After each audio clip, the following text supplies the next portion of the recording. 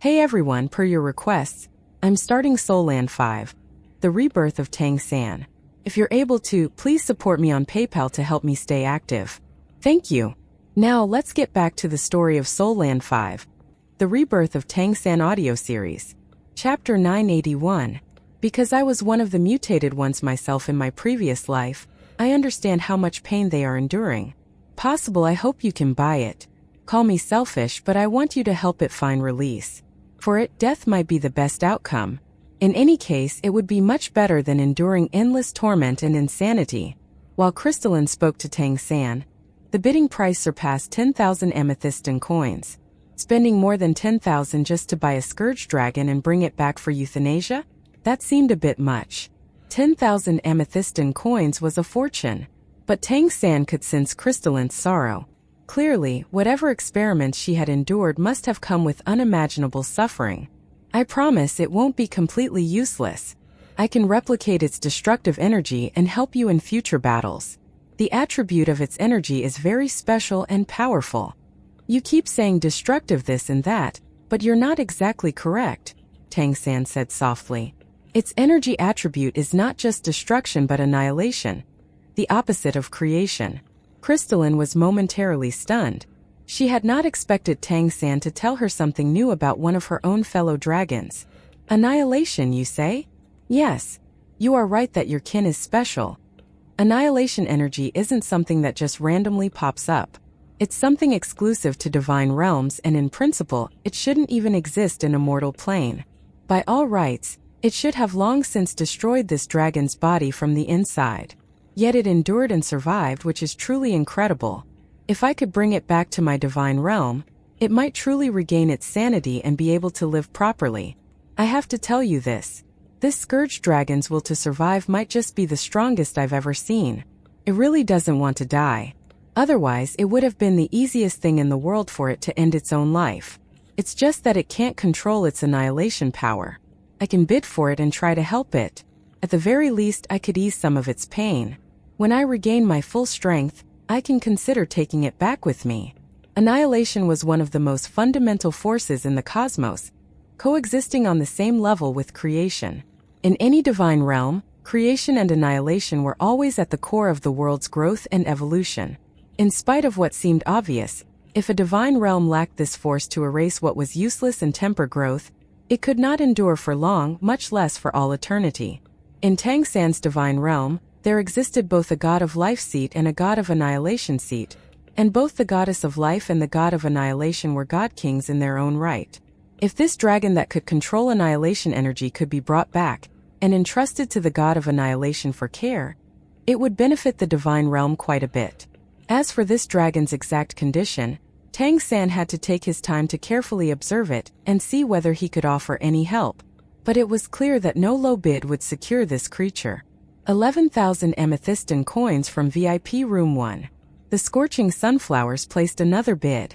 As the foremost bloodline researchers in the Solstice Empire, how could they not be intrigued by such a unique bloodline?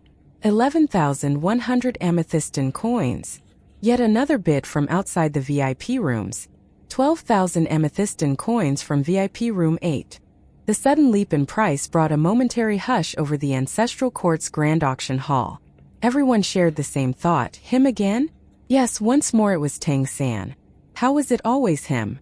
Many of the bidders couldn't help but curse in their hearts. This guy is a bottomless money pit. 12,000 amethystin coins marked the second time in this auction such a high bid had appeared. And both times from VIP Room 8. What was he trying to prove? Was he just burning money for fun? The Blue Gold Tree clan didn't even have an emperor, and the Celestial Fox Demon Emperor had already said it was best for such powerful bids to come from clans with emperors for safety's sake. Yet Jean Miaolin was still bidding without hesitation. 12,100 amethystin coins, VIP Room 1. 13,000 amethystin coins, VIP Room 8. It now seemed obvious to the participants that the Blue Gold Tree clan had deeper roots than the Scorching Sunflowers, yet at the same time they were growing rather crooked. A familiar angry voice sounded from VIP Room 1. Without an emperor, how can you subdue it? Oh my, if it isn't my old friend. Tang San's lips curved in a faint smirk. Back in the Fire Dawn clan city, The Scorching King had lost to him once, and now they were clashing again. Of course, the result would be the same. On the auction platform, the Celestial Fox Demon Emperor's face darkened. Do not disrupt the auction. A white light enveloped VIP Room 1. He had only advised that bidding should be reserved for clans with emperors. This was by no means a rule. The Scorching Sunflower's anger was clearly out of line. Even the Radiant Dragon King hadn't spoken during his heated bidding for the Radiant Dragon Spear. Whatever. Just let them rage if they want. Tang San didn't care. As long as the Sunborn Nymph Emperor didn't interfere, he wasn't worried about these nymphs. In fact, judging by the Sunborn Nymph Emperor's attitude, he didn't seem to think highly of this clan either.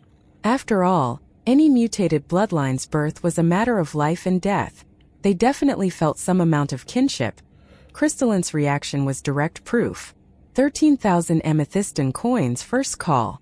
Due to VIP Room 1's violation of auction rules, it is now barred from further bidding on this item, the Celestial Fox Demon Emperor said coolly. As the master of the ancestral court, he had just been slapped in the face in front of all these participants. It had been clearly stated at the beginning that fairness was paramount, and that meant fairness was paramount, period. Otherwise, how could weaker bidders stand up to powerful clans? Would anyone have the guts to bid? In any case, with the Scorching Sunflower out of the competition, no one else continued bidding. 13,000 amethystine coins was already an extremely high price. Moreover, the dragon's volatility still worried many. 13,000 amethystine coins going twice. 13,000 amethystine coins third call. Sold. Tang San had once again secured a record bid. Just the last two records, the Scourge Dragon and the Radiant Dragon Spear, had already cost him 25,000 amethystine coins, the official amount he'd earned from selling the blue gold fruits. Clan leader, can we really control this dragon? The Great Elder asked worriedly. Tang San smiled slightly. Maybe, maybe not. But even if we can't, do you think the ancestral tree can't? If anyone can restore its sanity, it's surely the ancestral tree. Hearing this, the blue gold tree elder's eyes lit up. If this dragon could regain its sanity and cooperate, it would become a mighty guardian for the clan. A creature with a supreme dragon's physique and strength approaching an emperor's. What a high return on investment that would be. Once more, the elders looked at Tang San with newfound admiration. The enormous auction platform slowly sank, and the now slumbering dragon vanished with it, awaiting final settlement. The Celestial Fox Demon Emperor's gaze swept across the VIP rooms. The white glow covering VIP Room 1 faded. Next, we will auction the final 5 items. I can tell you right now that each of these is a true treasure of heaven and earth, the absolute highlights of this entire auction. So ready your amethystine coins. Bring out our first crown jewel. At his command, the auction hall suddenly darkened. As if midday had given way to night, beams of light shot forth from all directions, illuminating the central auction platform. A small pedestal slowly rose from below, erupting with dazzling brilliance. The entire massive hall was instantly enveloped in a cascade of dazzling light. The resplendent glow left everyone spellbound. The source of all that brilliance was a necklace. It appeared to be inlaid with numerous gemstones, all in varying shades of green, which formed a seamless gradient. They were shaped like leaves, some layered and others barely touching, and it evoked a strong sense of nature. The leaf-like gems curved inward along both sides, ultimately converging into a single point where a sky-blue gemstone lay. Its color was as clear and pure as heaven itself, and it radiated a soft blue halo that shimmered with fantastical hues. The gemstone was diamond-shaped, with sharply defined facets that made clear its three-dimensional form and intensified the refraction of its inner light. Nearly every bidder in the audience was instantly captivated by its beauty. Even without knowing its function, its aesthetics alone had already conquered the hearts of nearly all the women present. This is called the Life Bond Necklace. It is an exceedingly rare treasure, with a rather special function, mediating a contract. This contract must be formed by 2 individuals who are of one heart and spirit, and is called the Lifelink Pact. Once this contract is established via the Life Bond Necklace, the 2 individuals become inseparable, in the literal sense. They will thenceforth share one life. They will share all benefits that come from cultivation. They will share all pain and injury, and they can teleport to each other's side at will to offer mutual protection. With the ancestral court about to host an unprecedented and grand matchmaking tournament, this necklace has been brought forth especially for that occasion. I believe whoever owns this necklace will have a much better chance of winning the beauty's heart. More practically, it grants powerful protection in moments of breakthrough or peril. The Life Bond necklace will start at 10,000 amethystine coins, and the minimum increment is 500. Bidding starts now. Without a doubt, this was an extraordinary treasure, a genuine top-tier divine item. If used between two kindred spirits, it would essentially make them one entity. If two emperors were to bind themselves with such a contract, the result would be unimaginably formidable. Of course, there was also a caveat. In this world, how many beings could truly resonate heart to heart, living as if they were one soul? 10,000 amethystine coins was a sky-high starting price. Yet, in the context of the upcoming matchmaking tournament, its value was undeniable. This was precisely the kind of auction where such an item could fetch a record-breaking price. Of course, to most powerhouses who prioritize their own strength, the Life Bond necklace was more symbolic than practical. Otherwise, with so many emperors in the ancestral court, why would it have gone unclaimed until now? 10,000 amethystine coins, VIP Room 8. Tang San made the bid almost without hesitation.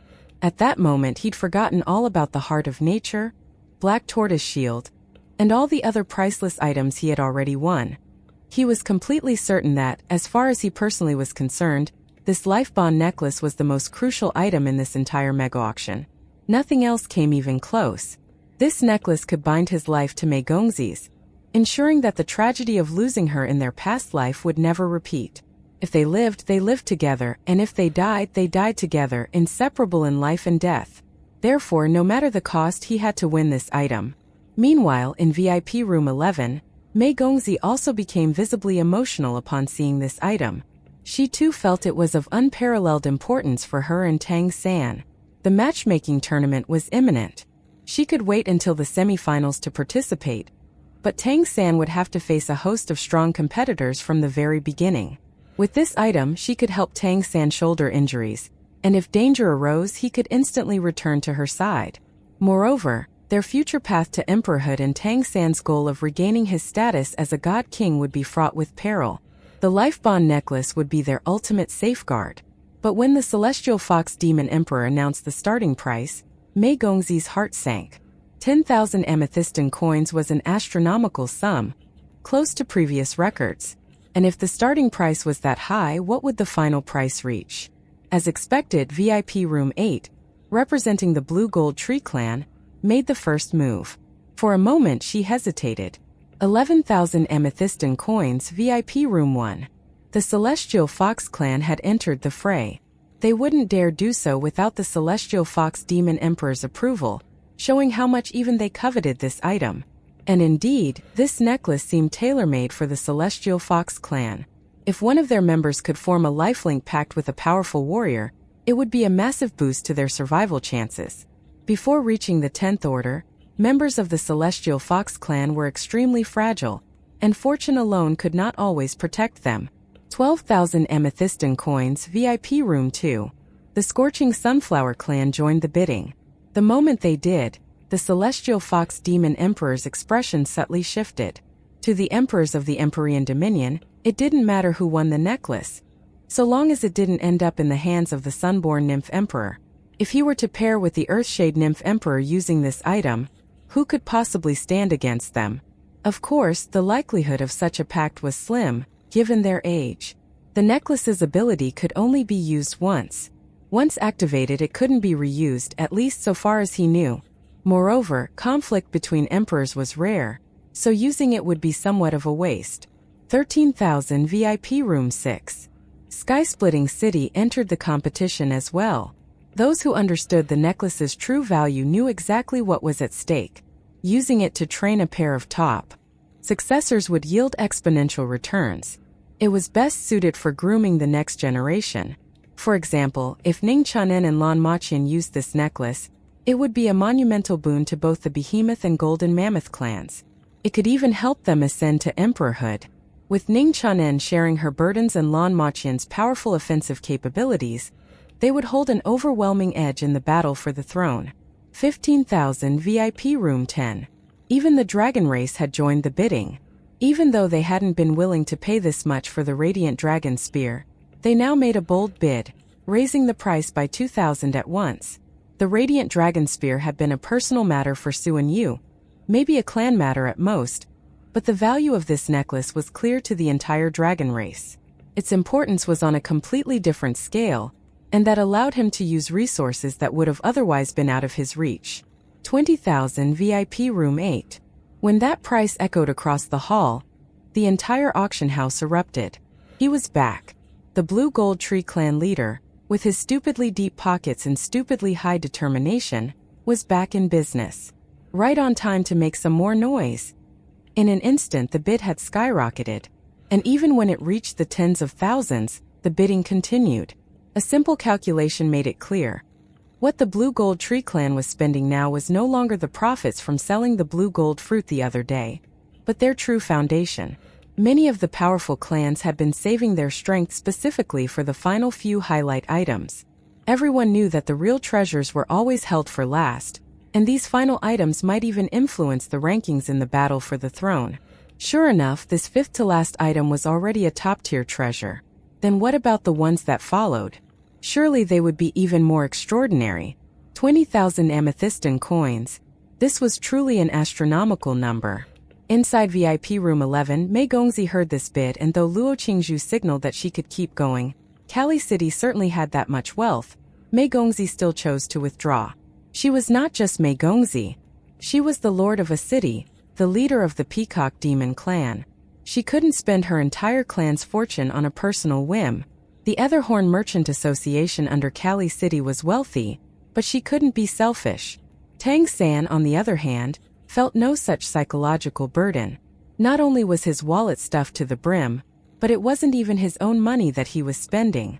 20,000 amethystine coins from VIP room 8. Any higher bids? The Celestial Fox Demon Emperor said with a smile on the stage. He had expected the final items to fetch outrageous prices, but for the Life Bond necklace to instantly reach this level was still surprising. And the bidding wasn't even over yet. He himself wanted this necklace, intending to leave it for future generations. But the value had to be weighed against other things, and indeed 20,000 amethystine coins could buy many other things. The Life Bond necklace's greatest advantages were teleportation and shared life force, but it wasn't the kind of artifact that guaranteed one's ascension to emperorhood. Its reasonable value had a limit, and 20,000 was already past that. 21,000 VIP room 6. The Behemoth clan was starting to look truly determined. 25,000 VIP room 8. The hall burst into commotion again. Since when had amethystine coins become so worthless?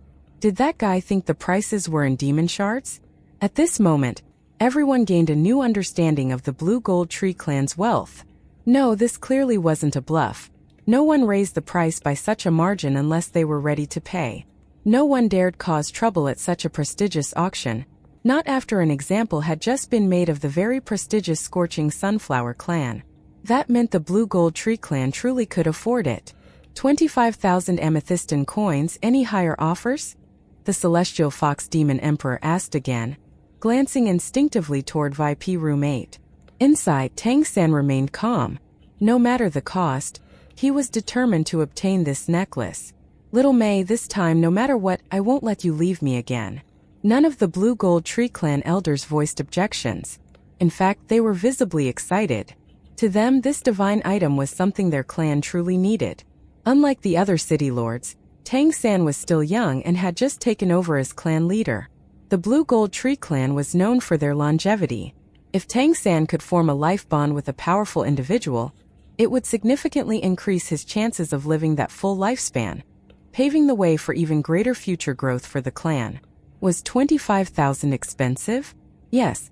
Could the Blue Gold Tree clan easily afford it? Also yes. 25,000 amethystine coins going once, announced the Celestial Fox Demon Emperor.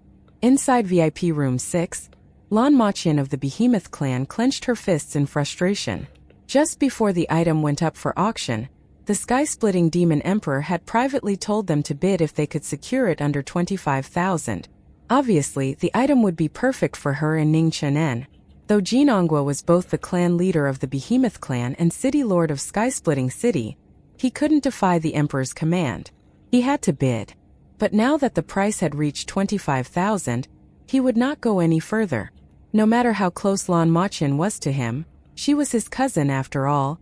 This level of expense wasn't something he could justify for someone else. He too had his eyes on the throne in the emperor's contest. Who didn't? 25,000 amethystin coins going twice. 25,000 amethystin coins going 3 times. Sold. The life bond necklace goes to VIP room 8. The hammer fell. The bid was complete. And with this, Tang San had successfully acquired a divine artifact of great personal significance. As he surreptitiously withdrew his divine consciousness, a faint smile bloomed on his lips. To avoid detection by the celestial fox demon emperor, he had even drawn upon the power of his divine seat to examine the life bond necklace in secret. He had to confirm just how far this necklace's contract could go. And after detecting a trace of universal law within the contract, he fully committed to acquiring it. If this level of law was behind the contract, then even God Kings could be bound by it. That was more than sufficient. He wasn't planning to use it with Mei Gongzi just yet. It wasn't the right time. Giving it to her now would expose their relationship, making it impossible to maintain his Jean Muolin alter ego. That would come later. The price of 25,000 amethystin coins pushed the auction to a new climax and heightened the anticipation for the remaining items. Only 4 treasures remained. And until now, most of the powerful clans had been holding back, saving their strength for the final showdown. There was no doubt that these last 5 items could directly influence the outcome of the battle for the throne. The closer to the end, the greater the impact. Next, let us welcome our second highlight item. The Celestial Fox Demon Emperor announced on stage. A gentle white glow slowly rose from beneath the stage, but unlike any of the previous items, it did not settle directly on it. Instead, it floated upward, and it only stopped once it was about 10 meters high. Spectators were taken aback. Is that a live human child? No, that can't be right. She did indeed have the stature of a 2-year-old human infant, but her proportions were very much unlike one.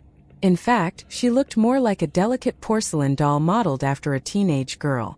She was dressed in ornate clothes and surrounded by a faint golden aura. In her hand she held a green scepter made of a jade-like material, and 6 transparent wings fluttered gently behind her. As soon as she appeared, she beat her wings hard, clearly trying to fly higher, but she was held back by some unseen force. She wore a clearly upset expression and waved her green scepter angrily, producing waves of milky white light that made the entire auction hall glow brighter. The atmosphere around her seemed to become fresher due to her very presence. Very pretty, but what is she? The entire venue burst into chatter. Almost none of the bidders recognized what they were seeing. She clearly wasn't human. Humans didn't have wings, and a 2-year-old infant had no business looking like a teenager. But neither did she seem to be from any known demon or nymph race, so what was she? As far as Tang San was concerned, the situation was the exact opposite from what had happened with the God-slaying shuttle. While the rest of the participants had no idea, he knew what this miniature being was the instant he saw it, and he also realized a few other things. For one, he understood why Suan Yu had been so restrained throughout the previous bidding rounds. By all logic, the dragon and phoenix races, especially the dragons, often hailed as the greatest powerhouses and also greatest hoarders of treasure, should not have remained this low profile. They hadn't even properly competed with him for the Radiant Dragon Spear. It turned out that this was what they had been saving up for. On stage, the Celestial Fox Demon Emperor looked at the furious little figure floating in the air, eyes full of admiration. Many of you might not recognize her, so allow me to tell you what she is. In our world, what exists everywhere? Elements. Elemental energy of all kinds. Even our bloodlines carry their own elemental attributes. And this little figure before you is the very embodiment of the light element. She is what we call a light sprite. 1. Born from the extreme condensation of light energy and nourished over millennia, she can be considered a spirit of pure light. Wherever she is, there is light. All light naturally resonates with her. You can't even describe her as just a divine item. Apart from being an actual intelligent spirit, her utility to any being of the light attribute far exceeds that of any artifact. Well, I won't say much more. If you're not of the light attribute, she won't be of much use to you. But if you are, and you gain her recognition, the enhancement she brings you will far surpass any divine weapon. The starting bid is 30,000 amethystine coins, and the minimum increment is 1,000. You may start bidding. The celestial fox demon emperor did not disclose the origin of this light sprite. A spirit born of pure elemental concentration was an exceptionally rare thing. Just as objects could attain sentience as long as they were infused with enough energy over a long enough time, elements too could develop consciousness. It was just that the probability was infinitesimal. Moreover, this light sprite was clearly not a newborn, but a mature being. Having her around was like having a practically endless supply of light energy. The starting price of 30,000 amethystine coins instantly surpassed the final bid for the life bond necklace, showing just how precious she was. And yet, compared to that necklace, her usability was actually more limited. The light attribute was rather uncommon compared to other elemental attributes among both demons and nymphs. More importantly, none of the emperors had a light attribute bloodline. Otherwise, this light sprite would never have been put up for auction. But in the battle for the throne, there just so happened to be one such light attribute powerhouse. Suan Yu's eyes turned red the instant the light sprite appeared. Even though he had known beforehand that she would be up for auction, seeing her for real confirmed her presence, and it filled him with awe. Whether or not to auction the light sprite had been hotly debated within the ancestral court. The emperors were nearly evenly split. In the end, the celestial fox demon emperor made the executive decision, opting to set a high starting price and release the item for bidding. We must get it, clan leader. We must. The Blue Gold Tree clan's grand elder was already growing agitated. She will greatly benefit our clan's growth, and her radiance will surely enhance your power as well. Though blue gold trees were not actual life sprites, the purity of their life energy was as close to the purity of a life sprite as anything could ever be. Thus, they could deeply sense the purity of the energy radiating from the light sprite. To let such an extraordinary being slip away would be a crime. Their own power might be life, but life and light had always shared a close affinity. Not to mention that they were plants, and there was no better nourishment for them than light. Tang San gave a small nod, but a mysterious smile remained at the corner of his mouth. 30,000 VIP room 10. The first bit of the dragon race came the very second the celestial fox demon emperor finished speaking. All the competing powers knew that Radiant Dragon King, Suan Yu, was one of the strongest contenders in the battle for the throne. The dragons had been very conservative with their bids so far, but now they were unleashing their full strength. The timing of this bid reeked of absolute determination. A moment later, the participants were treated to another spectacle. 50,000 VIP room 8. Ah, fuck. There we go again. The rich cat is starting. This time, even Suan Yu couldn't remain seated. He abruptly stood up, eyes blazing with unrestrained killing intent. What in the world had possessed that Jean Miolin? 60,000 amethystine coins VIP room 10. Suan Yu didn't even bother with pocket change and directly kicked up the sum by a full 10,000. Everyone knew the light sprite was valuable, but the way the price skyrocketed from the very first bid left most participants dumbfounded. This was simply outrageous beyond anyone's expectations. 60,000. That was 60,000 amethystine coins. The previous record bid of 25,000 had just been made. How long ago? Tang San simply shrugged and raised it again. 70,000 VIP room 8. Suan Yu's breathing grew heavy. Every member of the dragon race in VIP room 10 was now on their feet. In any other setting, they might have already stormed out to tear the arrogant Blue Gold Tree clan apart. In their eyes, the Blue Gold Tree clan had lower status than even the ants that lived on them. Without the protection of the ancestral tree, they were nothing but resources. Yet now they were provoking people again and again beyond tolerance. 80,000 VIP room 10. Suan Yu gritted his teeth. If there were only one item he absolutely had to obtain, it was this light sprite. With her, becoming an emperor was practically guaranteed. This was his opportunity to ascend, and it could not be missed. His eyes had long since turned bloodshot. 90,000 VIP room 8. The entire auction hall fell utterly silent. 90,000. Are we seriously still talking in amethyst and coins? Did we switch to demon shards and I didn't notice? No one could have imagined a Blue Gold Tree clan member wielding such overwhelming financial power. VIP room 10 fell silent for a moment. Then, a divine consciousness message echoed in Tang San's ears. Clan leader Jean, must we truly become enemies? Suan Yu's voice was filled with rage and killing intent. Tang San smiled faintly. Just fair competition, Brother Su. Can't take the heat. Suan Yu paused. Your clan can be neutral. The dragon race will support you. And I promise you, whether or not I become the Lord of Crystal City will stand by your side. Duly noted, Tang San replied. And with that, his hand left the bidding button. 91,000 VIP room 10. The dragons raised the bid again, and this time nobody challenged it. VIP room 8 stayed silent. Any higher bids? Asked Celestial Fox Demon Emperor, though even he found the price a little hard to believe. Over 90,000 amethyst and coins? This might just be the highest price of the day. Will the last two items even surpass this?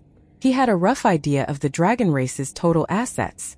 Even across the entire dragon race, Tenebrous Dragon Clan included, they likely couldn't mobilize more than 150,000 amethyst and coins. And they had already made a few purchases before. Over 90,000. This had surely emptied the dragon race's coffers. Among all the clans attending, there were probably fewer than 10 that could afford to bring out more than 100,000 amethyst and coins. Spending over 90,000 on a single item was an unprecedented display of extravagance. 1. The word used here is indeed different from what we translated as nymph. One question still lingered in his mind. Just how much money did the Blue Gold Tree clan actually have? They had already spent so much earlier, yet still had the capacity to offer 90,000 this time? To dare participate in the bidding meant that he definitely had the funds. No one would dare bluff with all the emperors watching. Not even a city lord could afford such a scandal. 91,000 amethystin coins going once. Perhaps sensing Suan Yu was about to lose it, the Celestial Fox Demon Emperor quickly began the final countdown. At that moment in VIP Room 3, the leaders of the Phoenix race exchanged glances, their expressions somewhat odd. Naturally, they knew how crucial the light sprite was to the dragon race, and had no intention of letting Suan Yu win her so easily. In fact, they had been prepared to intervene the moment bidding began, even if only to interfere. But they quickly realized they couldn't even participate. They had already secured quite a few valuable items earlier in the auction, and the entire Phoenix race's reserves amounted to just 90,000 amethystin coins. In other words, Suan Yu's final bid already exceeded all they had left. Of course, they also believed that after this purchase, the dragons would have no strength left to compete for the final 3 auction items. To think they'd spend 91,000 for this, that was a number they had never even dared imagine. Yet the Blue Gold Tree clan had forced it out. Their goodwill toward the Blue Gold Tree clan increased significantly, provided of course that the latter didn't try to compete with them for the following items. 91,000 amethystin coins going twice. 91,000 amethystin coins going thrice sold. Congratulations to VIP Room 10. Only when the gavel fell did Suan Yu finally relax, letting out a long breath as he collapsed back into his seat. His chest heaved visibly, and the red in his eyes gradually faded. Big brother, once this auction ends, let me kill that bastard. The Fire Dragon King snarled. All the dragon powerhouses present were filled with rage. Just as the Celestial Fox Demon Emperor estimated, this one single bid had nearly emptied the dragon race's coffers. Suan Yu closed his eyes in weariness and waved his hand. Enough. Do you think the other races would have let us take the light sprite so easily anyway? Even without the Blue Gold Tree clan bidding, someone else would have stepped in. At least the Blue Gold Tree clan had legitimate reasons. The sprite is genuinely useful to them. Tang Mahuang couldn't help but say, Big brother, why are you still speaking in his defense? Suan Yu opened his eyes again, a commanding light flashing in their depths. Tone down, Mahuang. What do you know? For us, there is nothing more important than securing an emperor's seat. Everything else is secondary. We must not underestimate the Blue Gold Tree clan. Clearly, they've made a lot of money over the years and had nothing to spend it on until now. Besides, I had a discussion with their clan leader earlier. Seems they are committed to neutrality. They've proposed stationing their high-level members in other cities to help purify and condense life energy. This will benefit us immensely. It's far more important than some petty rivalry. This Jin Miaolin is no ordinary figure. He may one day rise to stand guard over the ancestral court, and if he becomes an emperor, his accomplishments may rival even the celestial fox demon emperors. Also, an auction is supposed to be fair competition. We dragons are the strongest on the continent. Do we need to resort to robbery? Will you look at yourself in the mirror and tell yourself it's all right to bully others in broad daylight? How are we to preserve the will of the crystal and regain our position at the top if we act? Hearing his words, the other dragons gradually calmed down. No matter what, the light sprite was now theirs. They knew Su and Yu's strength well, and with the sprite's support, an emperor's seat was almost guaranteed. This was not the time to create unnecessary conflict.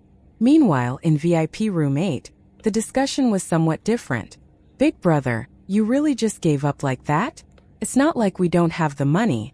And that light sprite was so cute, Jean Miaosan said, a little unwillingly. Tang San smiled. If we really won it, the dragon race would have come knocking.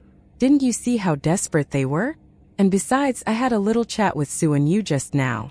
I secured support from Crystal City for our clan's neutrality. That's good enough if you ask me. Also, they paid a steep price for that promise and won't be able to compete for the next items. The Grand Elder nodded beside him. It's true that we shouldn't antagonize the dragons too much, but it really is a pity. That was a light sprite. An elemental sprite like that might not appear again in 10,000 years, and it's even an element compatible with our own. If you think about it, the ancestral tree itself started off as a kind of life sprite. Tang San nodded. In a world without a divine realm, elemental sprites could be considered the most naturally gifted entities of the plane, the first avatars of an element. Achieving greatness was only to be expected. The celestial fox demon emperor sent the light sprite back in, and the lighting in the auction hall returned to normal. After the bidding frenzy for the last two items, the entire venue was at its peak of excitement. Even though the sprite had only drawn 2 actual bidders, the intensity of the bidding had left everyone's blood boiling. Raising the bid in increments of 10,000 amethystin coins, this was the kind of moment the participants would remember for a lifetime. The celestial fox demon emperor smiled and said, "Honestly, I didn't expect the light sprite to fetch such a high final price. But I will nevertheless congratulate VIP Room 10 for acquiring her. I'm sure you'll find her worth every single coin." Indeed, 90,000 amethystin coins was a tremendous amount. But if this was the price paid to secure an emperor, then it ought to be seen from a completely different perspective. Now we will begin the bidding for the final 3 items. Let us start with the third to last. As he spoke, the celestial fox demon emperor waved his hand, and a white light blossomed from his body, enveloping the entire auction platform. Something major had to be coming. Even the light sprite hadn't warranted him using his power. Moments later, something rose from below. A whirlpool of thick, ink-black fog. The moment it appeared, the entire platform seemed to echo with ghostly wails. Weaker participants felt dizzy, nauseous, even trembled in fear. The black mist surged and darted wildly, trying with terrifying ferocity to escape the barrier the celestial fox demon emperor had set. But it was futile. It even tried to attack the celestial fox demon emperor, forming a horrifying face that lunged at him with a gaping mouth. But the moment it touched the emperor's white light, it let out a scream that made the souls of the bidders tremble, and then it disintegrated. The celestial fox demon emperor's voice echoed across the hall. "This is a very dangerous item. We deliberated carefully before allowing it to be auctioned. This is related to something we emperors retrieved together from the tainted Yellow Sea. For many millennia, our celestial fox clan has gathered fortune for the continent. But it cannot be denied that concentrating fortune among the demons and nymphs has caused the birth of its opposite, misfortune. What you see now is the manifestation of a spirit of misfortune born in the tainted Yellow Sea. It is incredibly powerful. In fact, when we found it, it possessed the strength of a newly advanced emperor. If it clings to someone, It will drain their fortune until death. We originally intended to purify it, but its essence is too dense. Unless we exhaust a significant portion of our continent's fortune, we can't fully cleanse it. After thorough research, we decided to shatter its divine consciousness, leaving only instinct, and seal it within the object we are auctioning now, the Misfortune Pearl. By wielding this pearl, one can unleash misfortune. Once the pearl recognizes a master, it can be used to direct misfortune to attack enemies. Of course, its power won't reach the actual emperor level, but it's equivalent to a peak great demon king of my celestial fox clan, one who is extremely angry at your opponent specifically. The celestial fox clan's mastery over fortune could not be any better known. By that token, the Misfortune Pearl had to be a divine item among divine items. The bidders were naturally excited. It must be incredible. If we could use the Misfortune Pearl to hit the opponent with a curse of misfortune, at the level of a great demon king no less, how could they possibly continue to fight effectively? They'd be lucky to muster half their strength, and that's if they're also a great demon king. If their cultivation is lower, they might end up just cursed to death instead. But I must clarify its limitations, said the Celestial Fox Demon Emperor. This Misfortune Pearl was forged through great effort, and it consumed much of my own energy. After all, our true intent from the get-go was to dissolve the power of misfortune. Therefore, during use, the pearl actively devours fortune. Over time, as fortune is consumed, the misfortune within is gradually purified. In other words, it is a divine item that weakens over time. Moreover, if the wielder carries it for too long, and especially if it goes without absorbing enough fortune to suppress the internal misfortune, they risk backlash.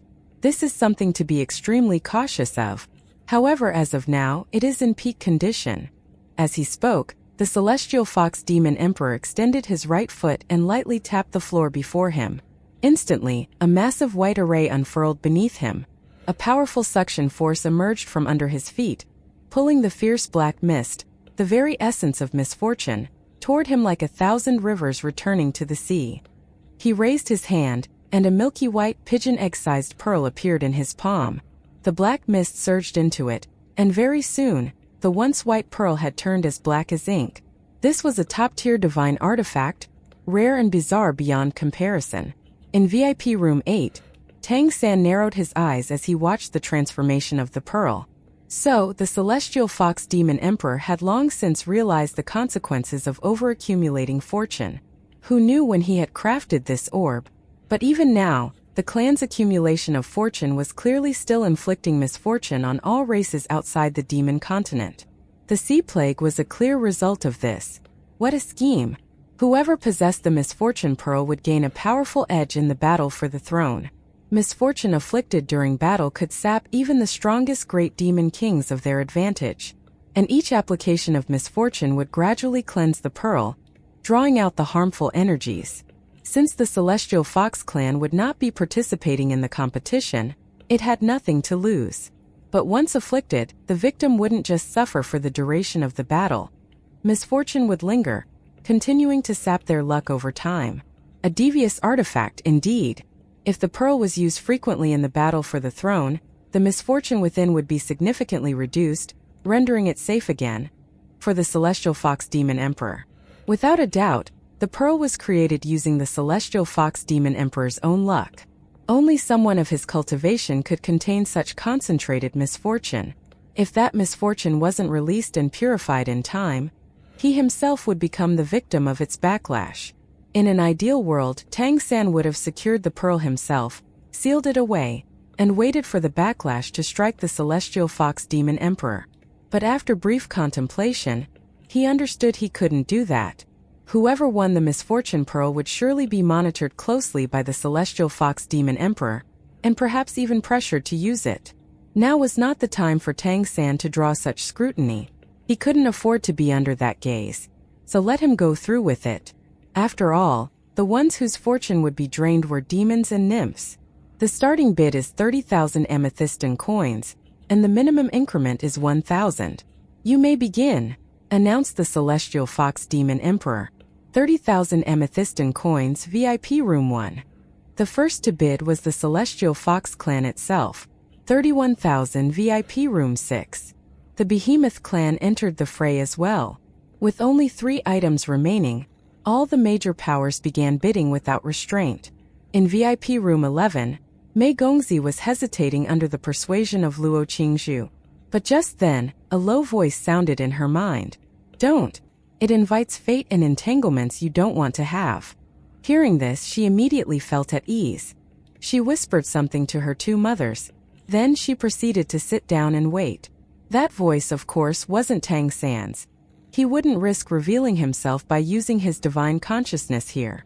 It came from the undying demon emperor, who just so happened to be one of those who had accompanied the celestial fox demon emperor to the tainted Yellow Sea. At first, the competition for the misfortune pearl wasn't too intense. Bids came in at intervals. But gradually the pace quickened. More than half of the VIP rooms, as well as several bidders outside the VIP rooms, entered the competition. Though the bids weren't jumping in massive leaps like they had for the light sprite, the price steadily climbed past 50,000 amethystine coins. In normal times, such a dangerous artifact would have deterred many due to the risk of backlash. But with the battle for the throne imminent, no one cared. This artifact could change the tide of any fight. Moreover, unlike the light sprite, which was only useful to light-attributed beings, the misfortune pearl could be used by anyone. In fact, the weaker the contender, the more valuable this item became to their ambitions. The celestial fox demon emperor had played this masterfully. Auctioning the pearl not only earned him a fortune but also conveniently offloaded the misfortune. With so many powerhouses competing in the upcoming battles, the orb's harmful energies would be dispersed far and wide. None would fall upon the celestial fox clan. Tang San simply watched in silence. The misfortune pearl was the third to last item. After it, 2 more remained, and it was almost certain they would be even more valuable. Without Tang San's bidding, the light sprite wouldn't have reached such heights. This pearl hadn't triggered such an explosive bidding war. But more people were competing, and its final price was still up to the whims of, well, fortune. As expected, the bidding dragged on, and the price inched steadily upward. When it surpassed 80,000 amethystine coins, the number of contenders finally began to drop. Strangely, it was the VIP bidders who began to bow out, while 3 participants from outside the VIP rooms continued fighting. Regardless of where their money came from, this proved once again that there were crouching tigers and hidden dragons among the so-called commoners. Such wealth was truly astonishing. 100,000 amethystine coins. The misfortune pearl's final price hit the 6-figure mark. This was a divine artifact capable of turning the tide. And for those looking to take a gamble, it was worth every coin. In the end, the misfortune pearl sold for 115,000 amethystine coins. It wasn't a major clan from the VIP rooms who claimed it, but an unknown bidder from the stands. Just who they were remained a mystery, but this was now the highest bid of the day, even surpassing the light sprite. Meanwhile, Jean Miaosan turned to Tang San. "Big brother, why didn't we bid for this one?" Tang San glanced at her and said, "This misfortune pearl is not a good thing. While it can manipulate misfortune against others, if it faces an entity with extremely strong luck, the misfortune could rebound, making the user the one to suffer. It's a double-edged sword. And even if you do manage to suppress your opponent, the misfortune pearl itself is, well, infused with misfortune. In the long run, the user is bound to be plagued by it. It's an ill omen. Anyone who uses it in the battle for the throne won't make it to the end, and it will likely bring them a terrible fate. Even worse, this curse may not be limited to the user. It could extend to their entire clan. How could I risk bringing such disaster to our Blue Gold Tree clan?" The clan leader is right," said the Grand Elder beside him. "I felt incredibly uneasy the moment I laid eyes on that thing. Very uncomfortable. We're better off without it. But, clan leader, I'm afraid that what we've won at this auction so far may not be enough to ensure your victory in the battle for the throne. If the final 2 auction items are good enough, please don't hold back. No matter the cost, we must win them." Among the items Tang San had won so far, only the Radiant Dragon Spear seemed somewhat useful. The Scourge Dragon was a wild card. It could either be a massive asset or a huge liability. The substitute Lotus Seed had potential, but it wasn't enough to decide the outcome. As for the Life Bond necklace, it wasn't so easy to find a compatible partner for a contract. In other words, although they had spent quite a bit of money, they hadn't acquired any truly decisive divine item that could influence the outcome of the battle. As for the light sprite earlier, the Grand Elder had actually hoped Tang San would win it.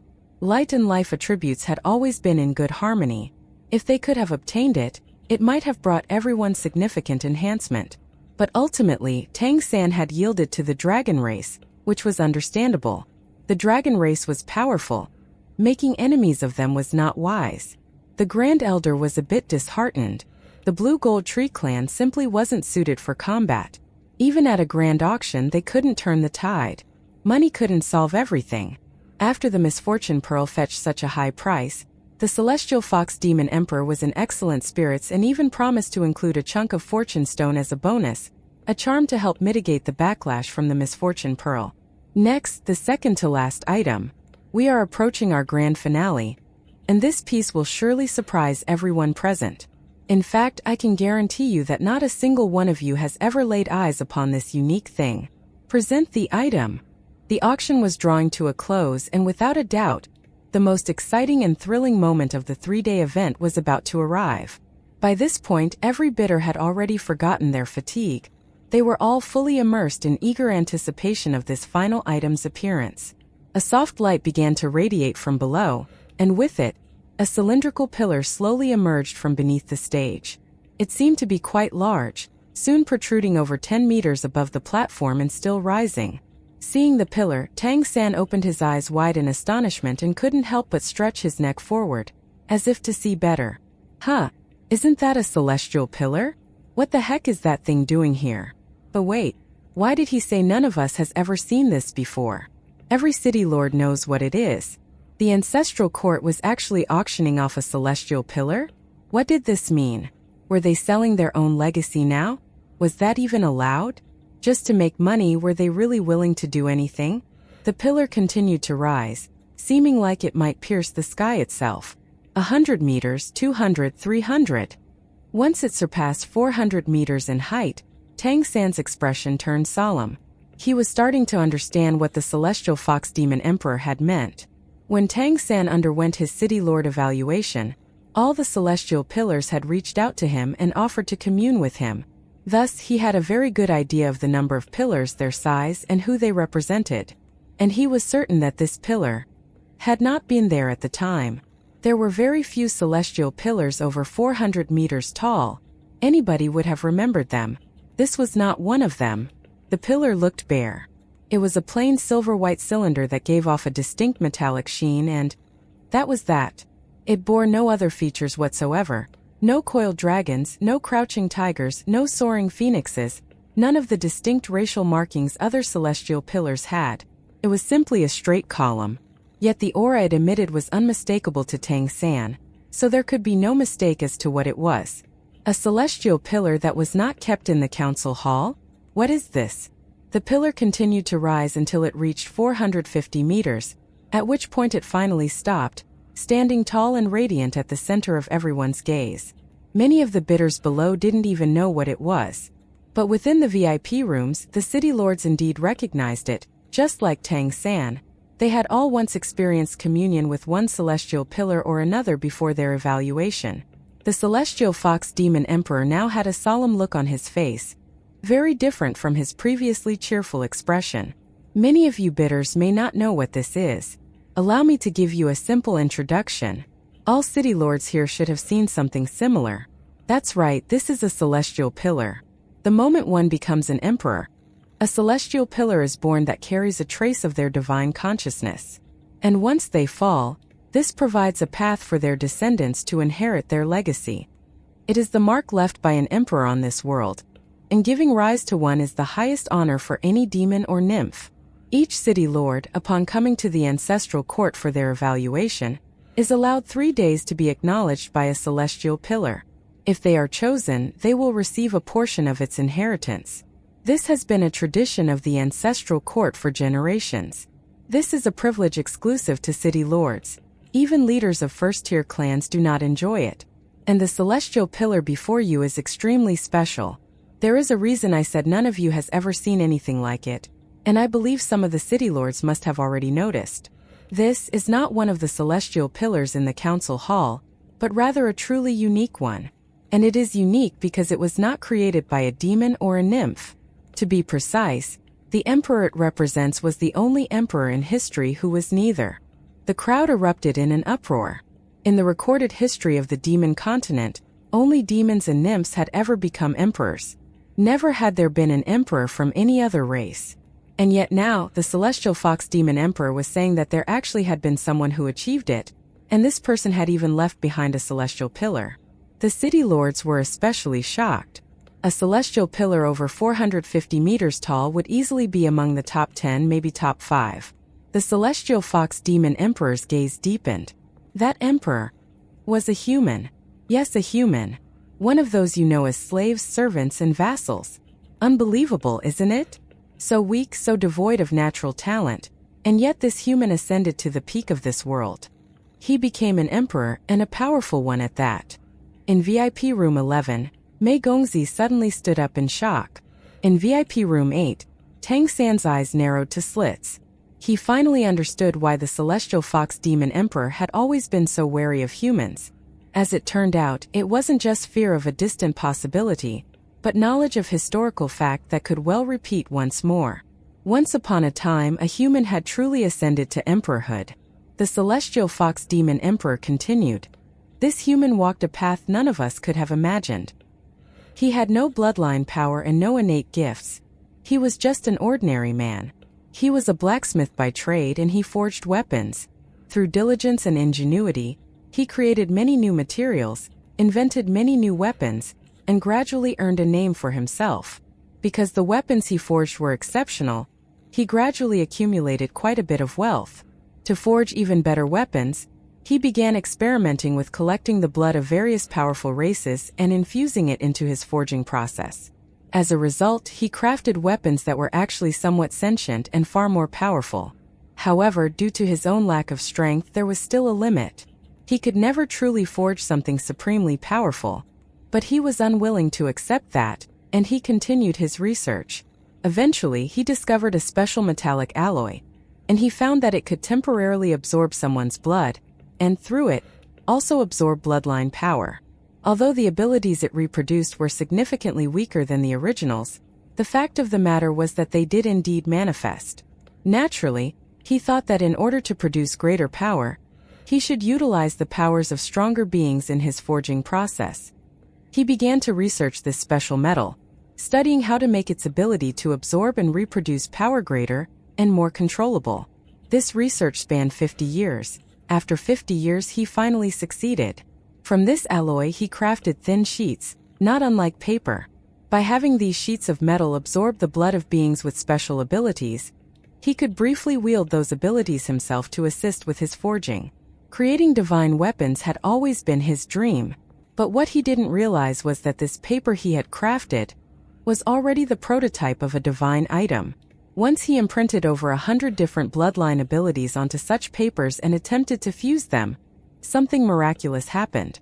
The alloy actually gained sentience, much like how nymphs do it, and it returned power to him, enabling him to ascend to the 9th order in a single leap. By this point, he was already an old man, yet he was instantly rejuvenated. Only at that moment did he understand just how important his research had been. Thus, with even more determination, he continued to refine and improve his alloy. Though he had no innate bloodline abilities, the awakening of the alloy granted him a kind of pure internal energy that allowed him to manifest various bloodline powers through it. As his research progressed, his power grew rapidly. With the many abilities of his alloy pages, he eventually overcame tribulation and became a human king. 50 years after that, he developed an entirely new power system unique to himself. And that system propelled him to the equivalent of our 12th order of cultivation. It is widely known that becoming an emperor requires overcoming a very special and exceedingly difficult tribulation. But because he had no actual innate abilities of his own, his tribulation was surprisingly easy to pass. By the time the ancestral court realized it, he had already succeeded. The emperors of the ancestral court were astounded to find that the one who had ascended was a human. They were utterly incredulous. Thus, they joined forces and spent 3 years hunting him down before finally capturing him. They brought him to the ancestral court to interrogate him about how he became an emperor, and he did not conceal anything. He told them everything truthfully. It was when he set foot here that his celestial pillar was formed inside Council Mountain. Although they knew what he had done, the formula for the alloy was forever lost. He had destroyed everything before being captured, and in the end he chose suicide. Before his death, he told the ancestral court that all his secrets were within his celestial pillar. Whoever could one day be acknowledged by it would inherit his legacy. For the next 10 years, the ancestral court investigated practically the entire human race, but they never found another like him. Even so, his legacy remains a miracle for humanity. And that legacy is right here before your eyes, this very celestial pillar. And I have to tell you, you should not underestimate his power just because his tribulation was easy and he had no innate abilities. An emperor's strength is always directly proportional to the height of their celestial pillar. There are no exceptions whatsoever. All I need to say is this: my own celestial pillar is shorter.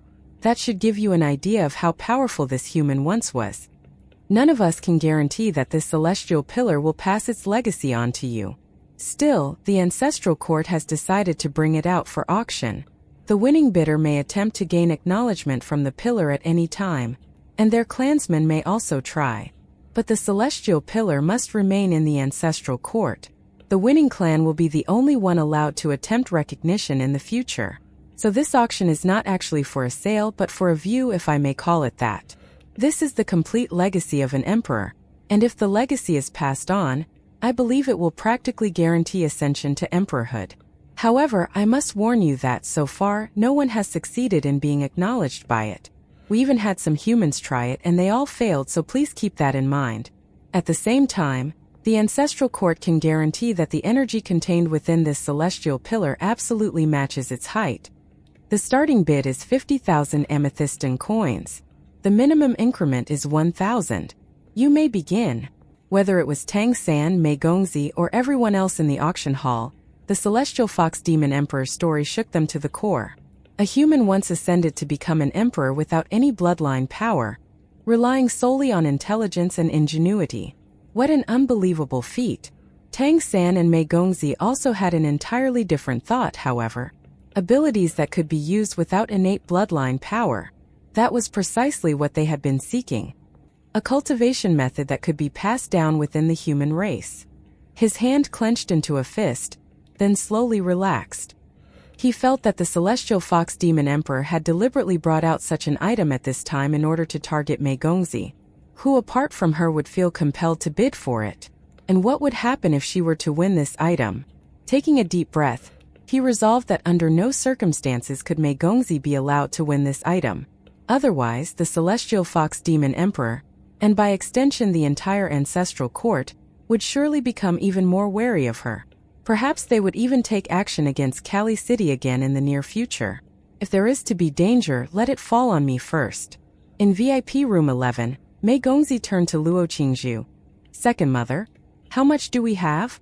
Luo Qingzhu furrowed her brow and said, Child, it's not that I don't want you to bid, but we both know the ancestral court put this up for auction specifically to target you.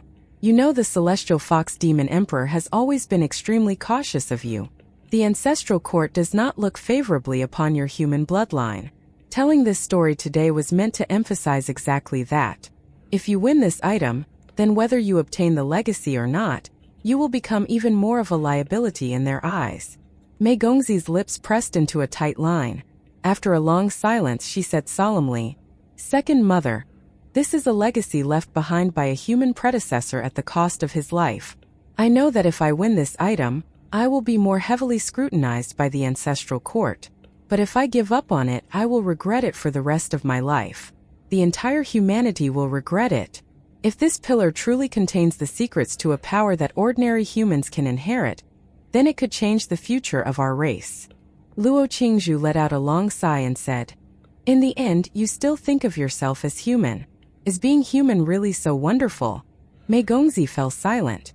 She understood that as a member of the demon race, Luo Qingzhu could not support her in this matter. Even within the Peacock Demon clan, who by now were her staunch supporters, Her bloodline had long been a source of contention. Thus, Luo Qingzhu's next words left Mei Gongzi all the more astonished. The amount we can currently mobilize without heavily impacting Kali City as a whole is 150,000. Mei Gongzi suddenly looked up at Luo Qingzhu, and what she saw in her eyes was nothing but warmth. Silly child, go ahead and do it. If it hadn't been for your little boyfriend, your father wouldn't have returned to my side. When he died back then, the queen consort died with him. Now that he's alive and he enjoys being part of humanity, then I will be his human wife. He's even the leader of humanity now, so what else can I do? Thank you, second mother. Mei Gongzi's eyes turned red as she opened her arms and gave Luo Qingzhu a big hug. At that moment, the voice of the auction attendant echoed outside. 100,000 amethystin coins, VIP room 8. Mei Gongzi stiffened instantly. The next second, she gritted her teeth and growled angrily. It's that shit-stirrer again. Does he ever stop? Indeed, the first bid had kicked the price up a massive step, from 50,000 to 100. And to nobody's surprise, the one who had done it was none other than the newest spendthrift of the ancestral court, Jean Miaolin. He actually felt somewhat fortunate at this point for creating this terrible reputation. He had bid for nearly every high-value item before, establishing an image of deep pockets, which meant his sudden bids on any item wouldn't appear out of place. And his bidding method had been consistent, raising the price immediately to thin out competition, then either quickly securing the item or withdrawing. It could be said that the total proceeds from this ancestral court mega-auction exceeding expectations by far was largely due to him. It was he who had kept driving up the prices, making all the auction items shoot up in value. So when the Blue Gold Tree Clan's clan leader, whom Mei Gongzi had now dubbed a shit-stirrer, struck again, starting with a bid of 100,000 amethystin coins, none of the bidders found it odd. It was just his style. 101,000 amethystin coins, VIP room 2. A new challenger. The Scorching Sunflower clan had entered the fray. This was the second to last item in the auction. There was no point hoarding money at this point. Once the final 2 items were gone, it was over, so if it was something useful, now was the time to bid for it. And while this particular emperor inheritance might not be usable, if it was, the return would be immeasurable. It was not something money alone could buy. 102,000 VIP room 9. 103,000 VIP room 11. Mei Gongzi finally couldn't hold back and placed a bid. But then, 150,000 VIP room 8. Another jump of 50,000, and again from room 8. 150,000. A new record for the auction. Are they insane? Has the Blue Gold Tree Clan gone mad? Or are they really that rich? 150,000 amethystin coins for a possibility. But if bidders considered things from the Blue Gold Tree Clan's perspective, it actually made some sense. Spending that amount to buy a future for the clan? As long as they had the money, that was actually a wise move. In VIP room 11, Mei Gongzi's pretty face was flushed with anger. 150,000, that was the upper limit for what Kali City could afford, and the other side had reached it in just 2 steps. Wasn't this deliberately going against her? Jean Miaolin, you piece of shit. Mei Gongzi wanted to give up her spot in the knockout round and start from the preliminaries just for the chance to beat up the absolute bastard in room 8. There was no way that Blue Gold Tree Brat could make it to the finals. She had to get a shot at him somehow. Despicable. He's simply despicable. On the auction platform, even the Celestial Fox Demon Emperor raised an eyebrow at the 150,000 bid. Indeed, just as Tang San and Luo Qingzhu believed, the Ancestral Court had put up this somewhat awkward but potentially high-value item expecting the Peacock Demon Clan to take it. If Mei Gongzi actually won it, which was rather likely, he intended to follow up. The point was to see if she could activate the Celestial Pillar and unlock the alloy formula. If she could and refused to hand it over, it would be a serious offense, and grounds to eliminate her, whatever her grandfather said. If she failed, it would prove that her human bloodline wasn't all that significant after all, and they could rest easier. But the Blue Gold Tree Clan had given the Peacock Demon Clan no chance, going straight to 150,000. The Celestial Fox Demon Emperor could not blame them. Their bloodline abilities painted a massive target on their backs, so if they really could inherit this human emperor's legacy by some strange coincidence, it would be incredibly valuable to them. Using the alloy to create weapons that could be imbued with others' bloodline abilities was a strategy perfectly suited for them. In that light, the high bid made perfect sense. With such a decisive offer, the other VIP rooms fell silent, and from outside the VIP rooms, no one even attempted to join. As great as the legacy was, it wouldn't instantly create an emperor. It wasn't even guaranteed to succeed. If anything, the ancestral court's experiments showed that they were far more likely to fail. It was not something one could just spend money on and expect immediate returns. So even if there was someone with the means to bid, they chose to abstain. The main city lords bidding did so to give their clans a chance at an emperor's inheritance, because even the attempt was rare and precious. 150,000 amethystine coins going once. Any other bids? The celestial fox demon emperor asked. 151,000 VIP room 11. Mei Gongzi couldn't help herself. Tang San didn't hesitate. 160,000 VIP room 8. Are you deliberately making trouble for me? Mei Gongzi's divine consciousness suddenly shot over from room 11, filled with murderous intent. Tang San's lips twitched, but with the celestial fox demon emperor obviously spying on them, there was no way he could explain himself. He could only reply with his divine consciousness. City Lord Mei, let's keep this a fair auction. These are the rules. Mei Gongzi's face went pale with fury. She wanted nothing more than to storm into room 8 and beat that guy senseless. Just because she had ignored him, he was retaliating? Did he really think the Blue Gold Tree clan could inherit a human legacy? Absurd. The celestial fox demon emperor clearly noticed her divine sense ripple, and his voice echoed coldly through the hall. This is the first and last warning. Whoever tries to disrupt the auction will be banned immediately. It was a clear warning to Mei Gongzi. He hadn't outright banned her from bidding, as had been the case with the Scorching King, but by this point it made no difference. 160,000 was already past the limit for the Peacock Demon clan. 160,000 going twice. 160,000 3 times. Sold. Congratulations to VIP room 8.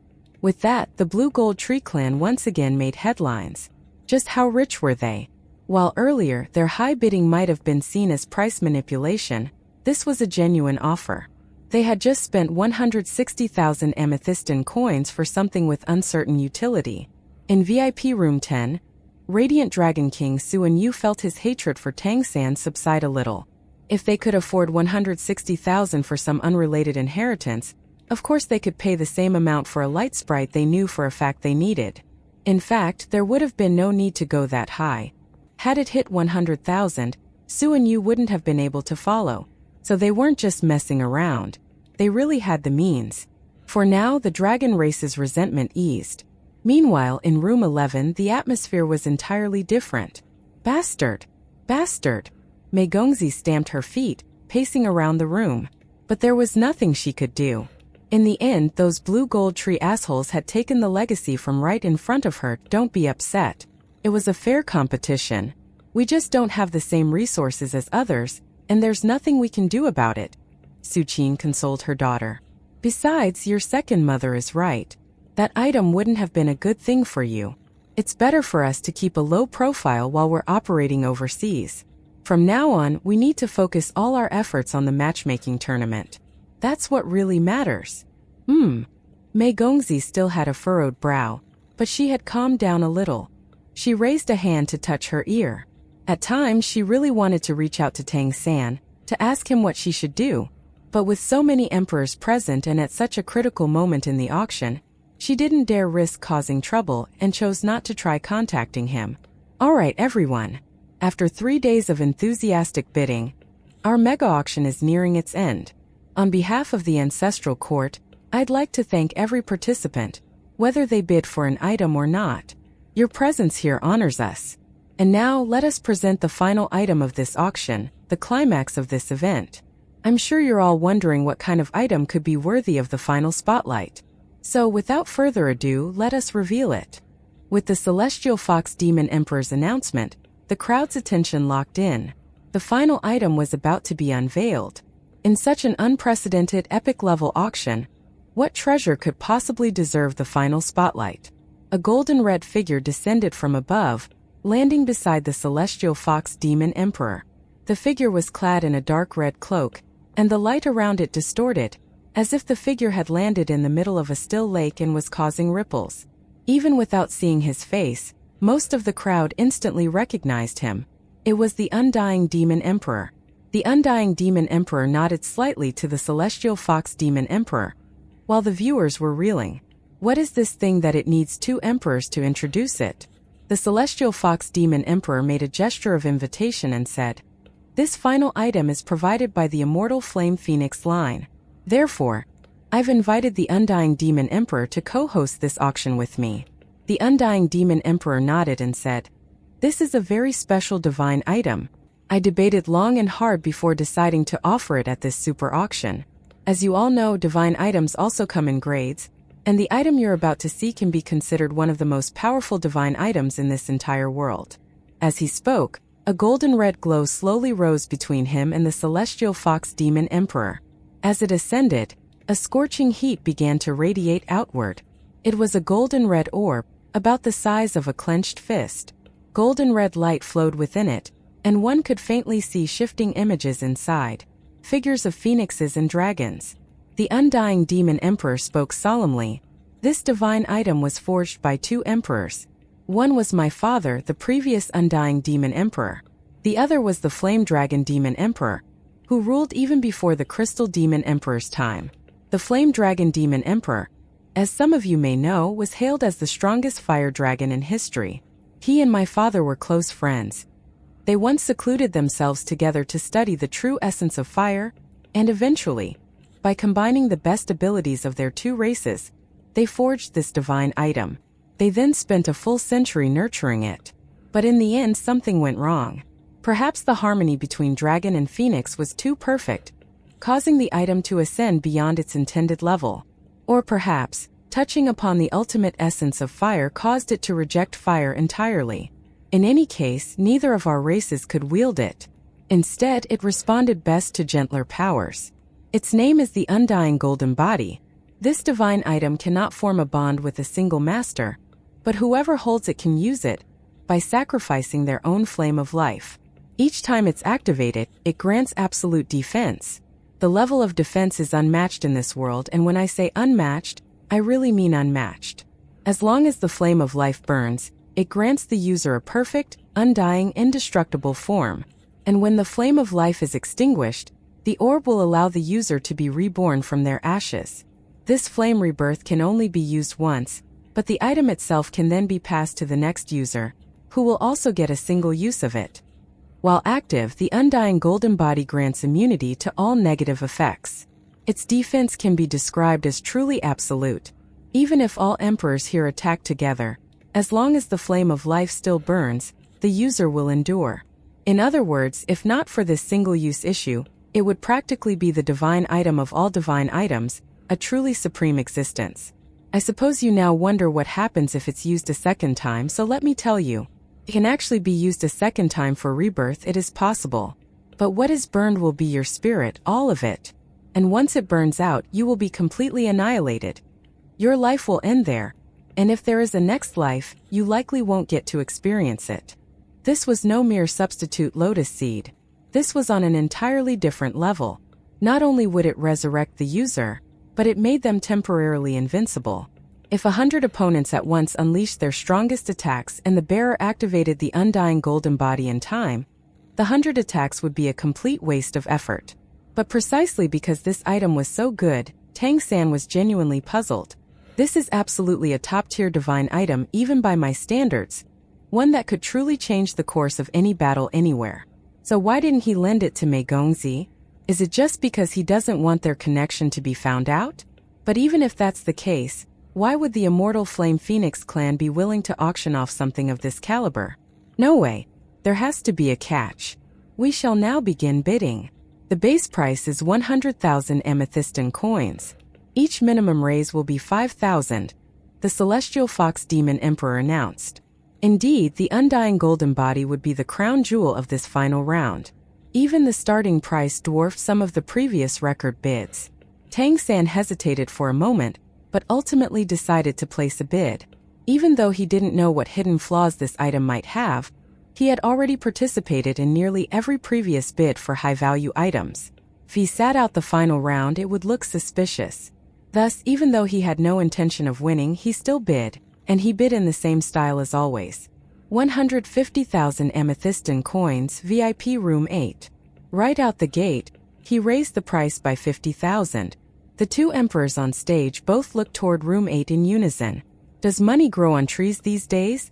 After all the spending, the Blue Gold Tree Clan could still bid 150,000? Without a doubt, after this auction, the Blue Gold Tree Clan had become known as the wealthiest force on the continent, hands down. 155,000 VIP room 1. 160,000 VIP room 2. The bidding escalated quickly. As a divine item of absolute power, and one that could be wielded immediately in the upcoming battle for the throne, this thing was naturally in high demand. There were only a handful of such items across the entire demon continent, and most were heirlooms of major clans. The very fact this one was up for auction was almost unbelievable. However, because Tang San had raised the price by 50,000 right away, the valuation soared too quickly. Although there was competition, the bidding pace was slower than one would have expected. When the price hit 190,000 amethystine coins, the bidding stalled. Tang San had stopped bidding after his initial 150,000, seemingly unable to keep up. "Clan leader, let's win this item," the Grand Elder said anxiously to Tang San. "This could ensure your safety. It sounds even better than the Phoenix Race's Nirvana rebirth. We must win it at all costs. Burning the flame of life? That's fine. Who has more of that than we do? If all you have to do to win is set yourself on fire, then where's the problem with that?" Tang San gently shook his head and said, "We've already drawn enough attention. If we even take the final item, then we'll truly be treated as major competitors.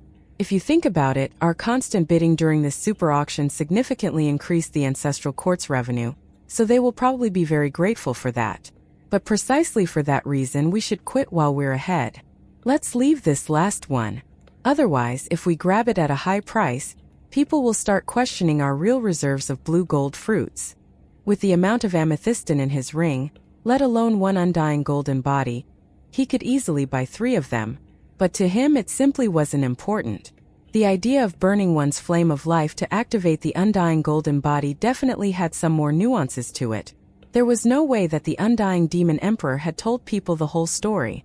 Mei Gongzi was the immortal Flame Phoenix clan's best shot at producing another Phoenix emperor, but even if he couldn't give her the item now, nothing stopped him from giving it to another top Phoenix race contender, or simply giving it to Mei Gongzi later. So why auction it off? It would come as no surprise if there was something wrong with it. No, it would be weird if there wasn't. 195,000 going once. Any higher? Came the Celestial Fox Demon Emperor's voice. Another record-breaking price. Almost everyone believed that such a powerful divine item, one that could drastically enhance combat ability and worked for anyone of any race, was definitely worth more than the Celestial Pillar previously auctioned. Meanwhile, in Tang San's mind, he had already acquired the most valuable items of this auction, and everybody else could go pound sand. To him personally, the Life Bond necklace was the most important. Next, there was the Heart of Nature and the Black Tortoise Shield. Any one of these ranked far above the undying golden body in his estimation. Absolute defense? If the Black Tortoise Shield could be fully activated, wouldn't it offer the same protection? Absolutely. Tang San didn't believe anyone on this plane could break the Black Tortoise Shield. And more importantly, it didn't require him to burn off his life force. All he needed was the shield's acknowledgement and a bit of energy. 200,000 VIP room 6. The Behemoth clan placed a higher bid. It was clear now that the Behemoth clan was dead set on claiming victory in the upcoming battle for the throne. 205,000 VIP room 2. The Scorching Sunflower clan also raised their bid again. As a fire attribute clan with relatively low defense but high burst damage, the Undying Golden Body would be a tremendous boost for them. This top-tier divine item, in the hands of either a demon or a nymph, would directly impact the outcome of the coming battle. The bidding continued, but now each increase was met with hesitation. This was where financial backing truly showed. And in the end, it was the Scorching Sunflower clan that claimed victory. securing this powerful divine item for an astronomical 230,000 amethystine coins. The clan was going to have to tighten the belt for a long time after this. Congratulations to VIP Room 1, and that concludes this auction, the Celestial Fox Demon Emperor announced with a smile. Next, an emperor will personally oversee the final exchanges. Those who bid successfully, please prepare your amethystine. Others may begin exiting the venue. Please maintain order and beware of opportunists. With that, the mega auction officially came to an end. Countless gazes lingered reluctantly on the undying golden body, but the bidding was done. The clans that had secured powerful items were ready to showcase their might in the upcoming battle for the throne. Tang San did not immediately leave his VIP room. He waited for the crowd to thin out before leading the elders of the Blue Gold Tree clan to meet up with those waiting outside. Together, they proceeded to the final exchange area. When he arrived, other groups were still completing their transactions. The undying golden body had likely already been collected by the Scorching Sunflower clan. The person currently finishing the transaction was Mei Hongxi. She was paying for the illusion god mask, and the look on her face clearly showed how important this mask was for her. Tang San's heart couldn't help but melt. Of course, he had also won many valuable items for her, though the time wasn't yet right to give them to her. As Mei Gongzi completed her transaction and turned to leave, she stopped in front of Tang San, gazing at him intently. The Blue Gold Tree clan is really rich, huh? Several groups ahead in line turned their heads at the comment, particularly those from the dragon race. Tang San smiled faintly. There's plenty left where that came from, and if you marry me, I'll give everything to you as a dowry. We could skip the matchmaking tournament altogether. How about it? He was deliberately teasing her. After all, there was no avoiding her wrath later, so why not have some fun while he was still alive? Mei Gongzi snorted dismissively and was about to retort, but Tang San quickly added, "Don't be so quick to refuse, City Lord Mei. How about a bet? If I make it into the semi-finals and we face each other, you have to admit defeat. If I don't make it, I'll give you the last item I won, the one that cost 160,000. Mei Hongxi was briefly stunned. She hadn't expected him to propose such a wager, and indeed she did hesitate for a moment. The inheritance from the human emperor ancestors was undoubtedly priceless for humanity, but for her, the matchmaking tournament was even more important. She paused for no more than a snap of the fingers, then shook her head. No bet. I don't think you'll make it to the semi-finals, but you know what, I want you to. Since you enjoy courting death so much, I think I'll play matchmaker for you too. With that, she turned and walked away. The matchmaking tournament determined her and Tang San's future happiness. How could she gamble it away, even for that celestial pillar? Watching her leave, a faint smile curved Tang San's lips. He had expected that answer. He believed that in Mei Gongzi's heart, he was more important than the celestial pillar. Actually, the exact reason he'd proposed this wager was related to this, and it was not that he wanted to stroke his own ego. Rather, it was that the exchange between them was sure to be sensed by some of the emperors. And since they were unaware of Mei Gongzi's relationship with him, what would they believe? That the celestial pillar didn't matter all that much to her. Naturally, this would ease the celestial fox demon emperor's suspicions. Soon it was Tang San's turn at the exchange counter. While he hadn't won the final item in terms of total spending and influence on the auction, he had undoubtedly been the brightest star, and his name was destined for the records. As a result, the staff treated him with exceptional courtesy during the handover, even giving him a super VIP card. With this card, he could attend any ancestral court auction without paying any entry fee, and all final transaction fees would be discounted by 80%. It was a token of gratitude for his contribution. Aside from the celestial pillar, which could not be taken away just like that, Tang San quickly stored all his other winnings inside his ring. As for gaining the celestial pillar's recognition, he wasn't in a rush.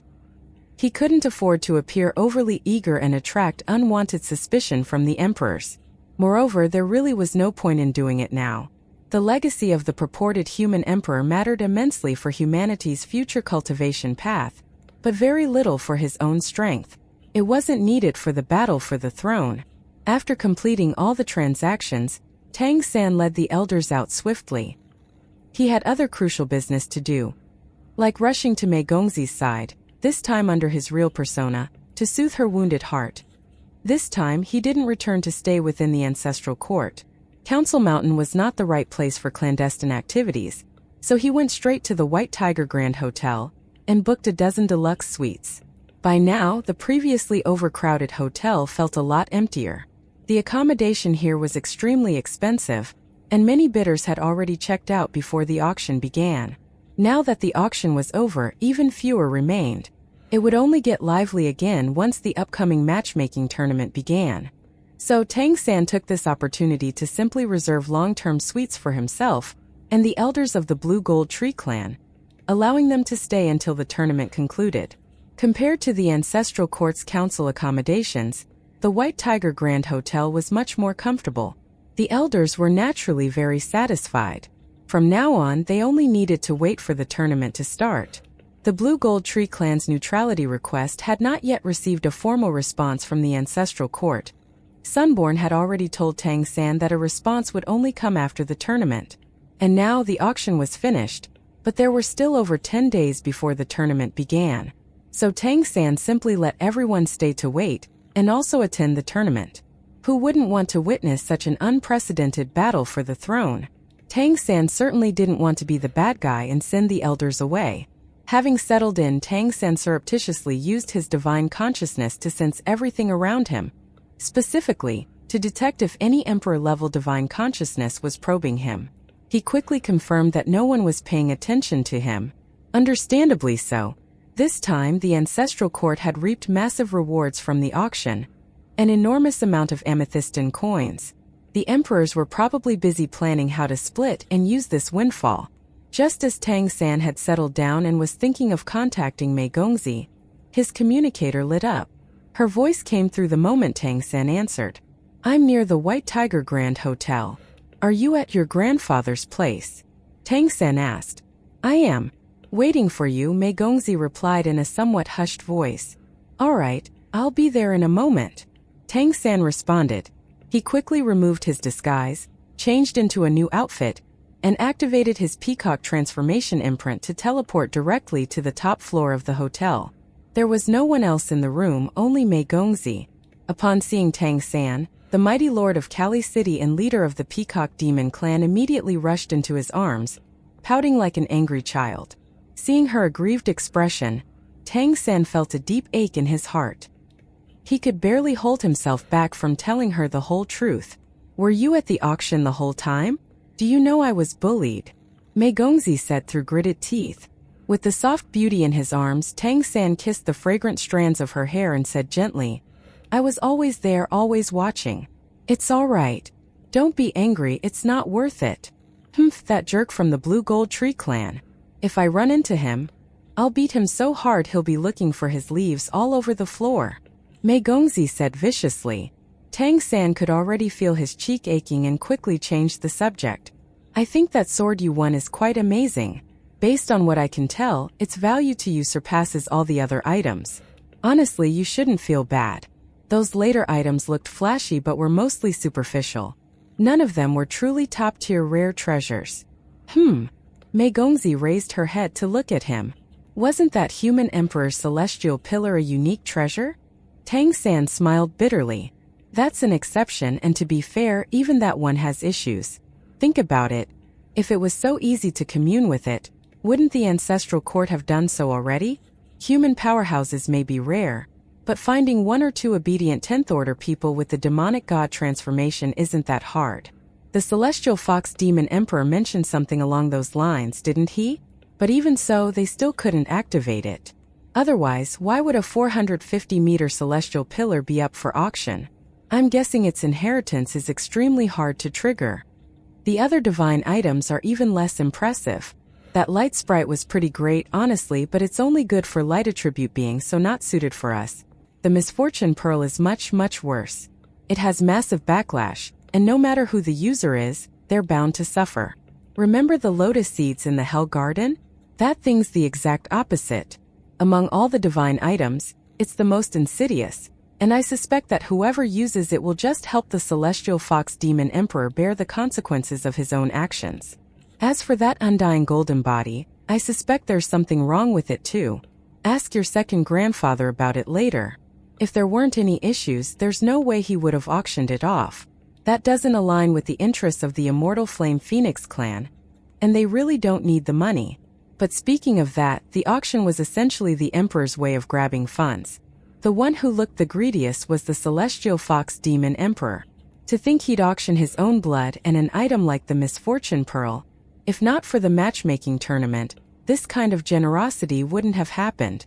So really there's nothing to be upset about. Chances are that Shadow Fiend sword you got is the true treasure, and no one else but the two of us has any idea just how good it is.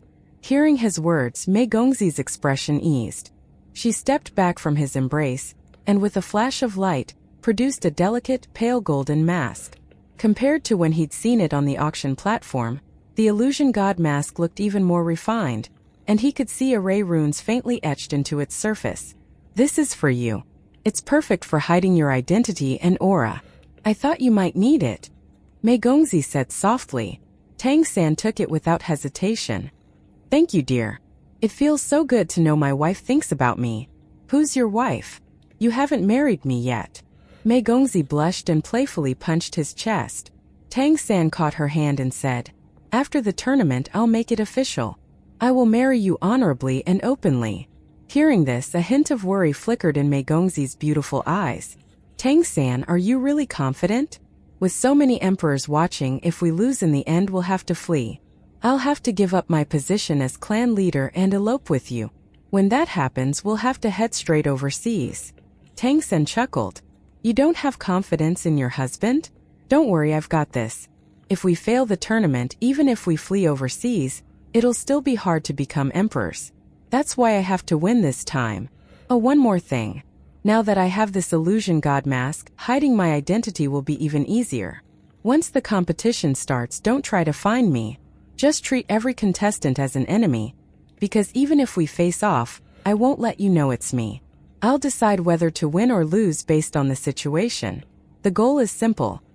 We must make sure we reunite at the end and win the matchmaking tournament. Mei Gongzi pouted slightly. So confident you can beat me, huh? I've made a lot of progress lately, you know? Even my grandfathers praised me and gave me some great stuff. If you can't fully use your sea god powers, beating me won't be easy. Tang San's smile deepened. We'll see when the time comes. But my love, can you promise me one thing? Call me Big Sister Mei. You're getting bolder these days, not even calling me that anymore. Mei Gongzi said with mock annoyance. Alright, dearest Big Sister Mei. Can you promise me one thing? Tang San said with a grin. Let me hear it first. Mei Gongzi eyed him warily, sensing something suspicious in his smile. Tang San said, for our happiness and future, during the upcoming matchmaking tournament, if we happen to face each other, I might have to offend you a little. After the tournament ends and you find out who I really was, you must forgive me and not be mad, okay? Mei Gongzi gave him a skeptical look. Why do you sound so guilty? Tang San forced a bitter smile. To avoid revealing my identity in front of the emperors, I have to act in ways I normally wouldn't. Dearest Big Sister Mei, you must be understanding. This is all for our future. Once we pass this trial, we'll truly be free. Like fish in the vast sea or birds soaring through the skies. Once we both become emperors, none of the other emperors will be able to restrict us anymore. Mei Gongzi nodded lightly. We'll see when the time comes. If you really manage to win the matchmaking tournament and marry me without arousing any suspicion, I won't blame you for whatever identity you used to do it. Tang San was overjoyed and immediately pulled her into a hug, planting a firm kiss on her lips. Big Sister Mei, you are the best. Hey, what are you doing now? You haven't won yet. You're not the victor of the tournament yet. I'm just grabbing a little reward in advance, Tang San laughed. Mei Gongzi said, wanna see the Shadow Fiend sword? By the way, did you get anything good from the auction? Tang San thought to himself, I got all the good stuff. Just can't tell you yet. I picked up a few practical things, mostly lucky grabs. We shouldn't check out the Shadow Fiend sword here, though. I'm afraid the aura of the Azura sword might be too strong to conceal. Let's go back to Kali City, to the seaside. Alright. Now. Mei Gongzi was also eager to test the true effects of the Shadow Fiend sword. The sword was stored within her sea of consciousness, resonating with the Azura sword's intent. The two seemed to be undergoing some changes. She had held off on testing it because she, too, feared it might trigger too strong a reaction. Yes, right now. The auction just ended, and the emperors are likely busy dividing the spoils. It's the best time to move unnoticed. Let's go. The two headed to the second-floor transmission array. Tang San raised his right hand, and the space-time lighthouse, radiating with distorted light, appeared in his palm. The space-time lighthouse looked even more crystal clear than before. Under the constant nurturing of Tang San's divine consciousness, its effectiveness and abilities were becoming more powerful. The surrounding space began to distort slightly. As a controller of space, Mei Gongzi felt it most keenly. She clearly sensed that space around them seemed to be slowly shifting, as if cutting away from the original world. It felt like space was rewinding through time, making everything appear illusory. With divine light flashing in his eyes, Tang San activated the formation. The next moment, their figures vanished completely. The air around the transmission array remained distorted, and the light of the array flickered slowly. The energy fluctuated at an abnormally slow pace. This kind of energy shift would never result in any leakage. This was the brilliance of the space-time lighthouse. And as Tang San's cultivation grew, so did the lighthouse's power. Now, if he used it for teleportation, even the White Tiger Demon Emperor wouldn't notice if Tang San chose to hide it. By the time anyone noticed, he and Mei Gongzi were going to be back. All Mei Gongzi could see was the distortion of light around her. This kind of spatial crossing was the best moment to comprehend the mysteries of space, especially since she didn't have to control the teleportation herself and could focus entirely on sensing the natural laws manifesting themselves around her. It felt like mere moments before the surroundings cleared up. The nearby scenery still felt slightly distorted, but it gradually returned to normal. The sound of waves and tides filled the air. Mei Hongxi was stunned. They had reached Crescent Island, the core of the Skytree realm, without stopping anywhere. A direct ultra-long-range teleportation. Behind her, Tang San smiled and stowed away the space-time lighthouse. He had grown stronger again. Mei Gongzi instantly sensed the difference. His control over space-time was smooth and seamless, clearly a sign of complete mastery, and as she observed this control, her self-confidence took a hit. Though they both used spatial energy, and moreover his bloodline power was derived from hers, his level of control put her to shame. "All right, bring out the Shadow Fiend sword. Let me take a look," Tang San said with a smile. "Okay." Mei Hongxi nodded. Her divine consciousness stirred, and in the next moment, an overwhelming sword intent burst out uncontrollably. A streak of crimson light shot skyward, followed by a burst of black sword light. In that instant, the sharp aura erupting from Mei Gongzi even made Tang San feel a chill. His defensive bloodline imprints activated reflexively, turning his skin a dark golden color. Mei Gongzi was also surprised. The Azura sword's intent was clearly far more active than before. What was more astonishing was that this sword intent seemed to cheer joyfully after emerging, as if it were calling out to something in the sky. "Calm your mind. Control the sword intent," Tang San reminded her. Mei Gongzi nodded, then used her divine consciousness to gradually subdue the sword intent. The Azura sword's aura slowly settled, forming a 10-meter-long crimson light sword that floated in front of her. This sword image was clearly much stronger than it had been before during her training. A pitch-black sword was at the center of it, enveloped in that crimson light and vibrating slightly. Tang San stepped beside her. A subtle fluctuation of divine energy came from his divine seat, and his divine consciousness enveloped the sword. Thanks to his deep connection to the Azura sword, he was able to observe this divine weapon down to the most minute details. After a few moments, Tang San's expression turned slightly odd. Mei Gongzi also sensed something. She turned to him and asked uncertainly, "Why do I feel like the Azura sword's intent can rely on the Shadow Fiend sword?" Tang San nodded, a large smile blooming on his face. "My love, you really found a treasure. I was right. This Shadow Fiend sword is more valuable to you than any other item in the entire auction. It's made of an extremely rare material, and I suspect that even the blacksmith who forged it didn't know where the metal came from. It probably arrived on this plane as a meteorite, because it's impossible for this plane to have produced it." This metal's special property is that it not only absorbs energy, but it can also contain it perfectly, with no leaks. This explains its invisibility effect, I suppose, but the perfect containment is actually not its greatest strength. No, the most important part is that it can absorb absolutely any type of energy, including divine consciousness. Your Azura sword only exists as a seed of sword intent. After all, the actual sword isn't here. So even though it's powerful, it's like a rootless weed.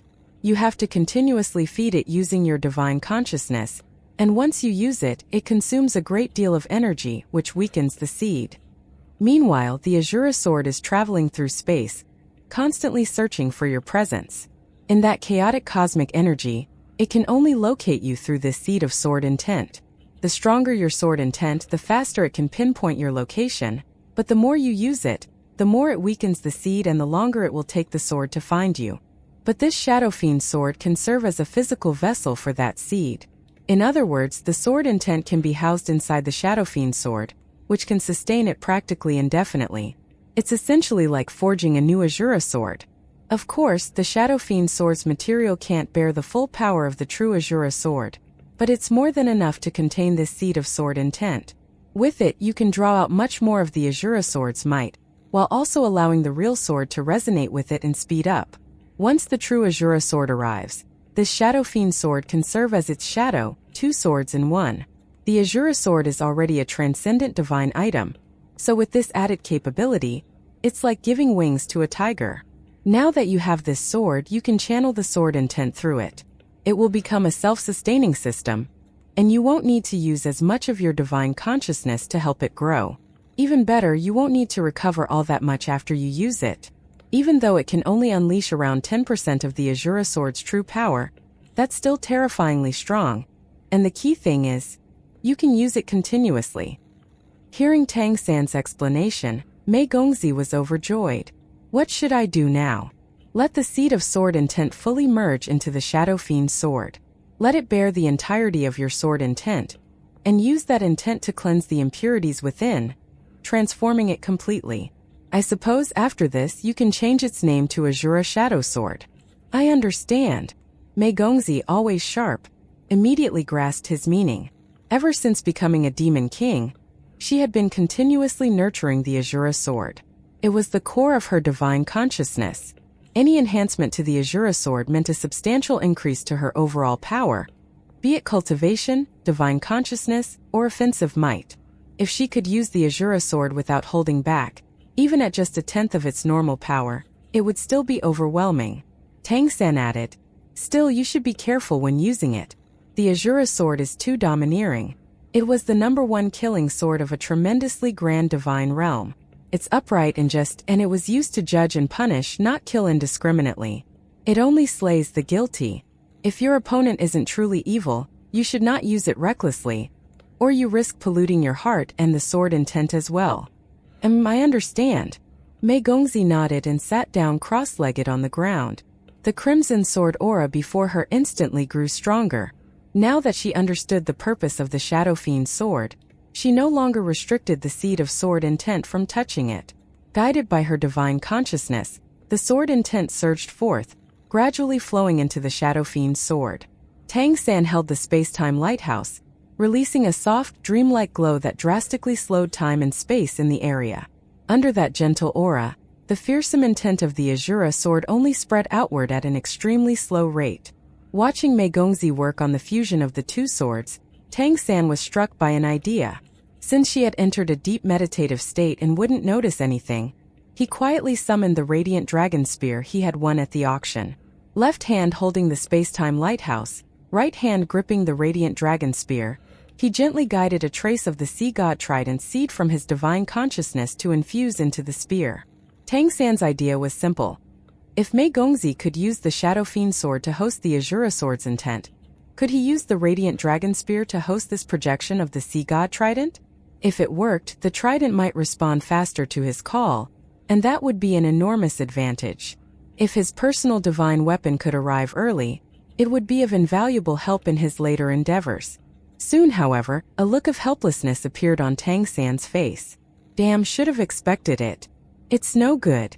Though the Radiant Dragon Spear was indeed a divine item and a fine light attribute weapon by the standards of this plane, it was still too weak compared to the Sea God Trident.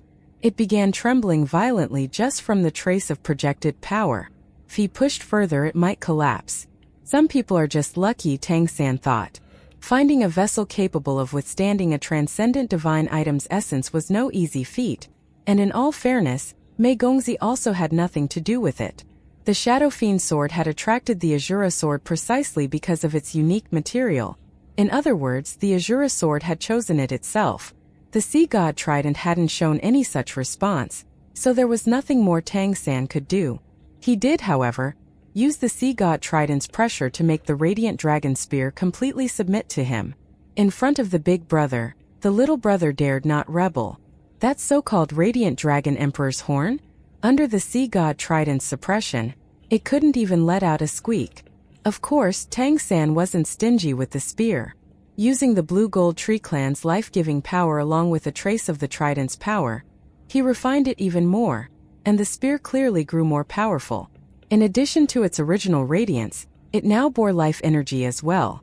Refinement done with pure life energy would enhance practically any item whose power did not stem from destructive intent, especially when the life energy came from such a high-level source, and Tang San's divine seat ensured the process was fully stable.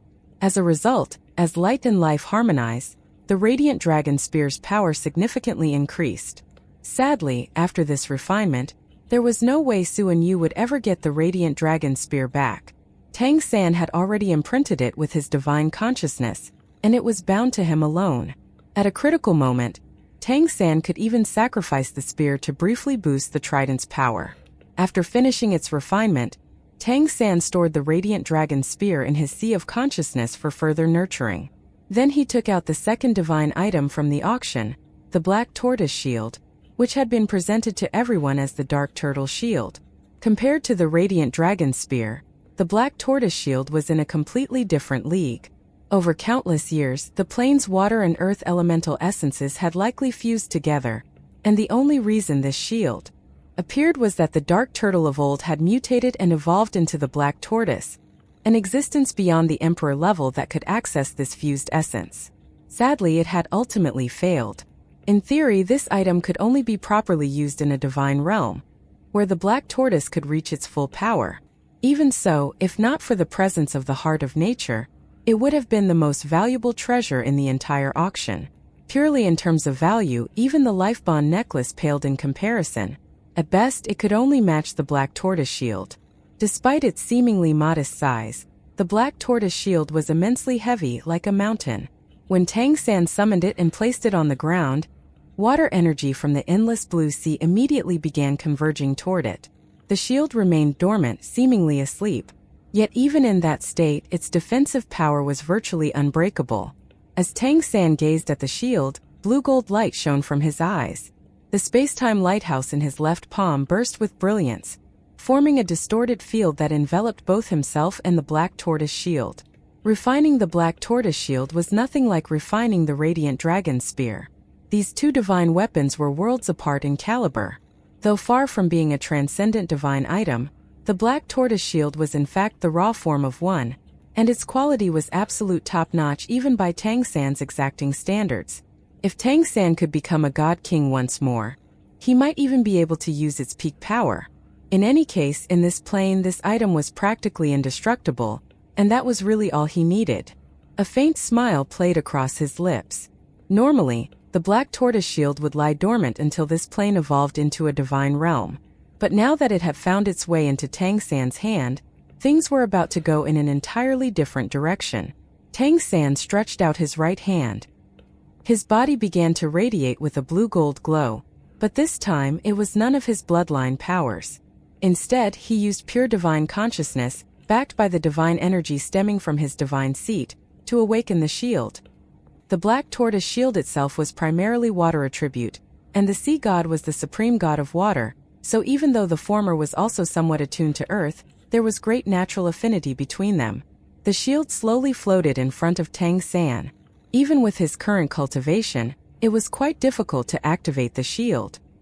He spread the fingers of his right hand and pressed them slowly against the center of the shield. A soft blue-gold glow flowed from his fingertips, and on his forehead, the glowing sigil of the sea god's trident reappeared. The moment the symbol emerged, a vast stream of faith energy surged from the endless blue sea, rapidly replenishing Tang San's divine consciousness. At first, the black tortoise shield remained unresponsive, but as Tang San's divine energy continued to intensify, the shield began to emit a faint humming, as if it were verifying something.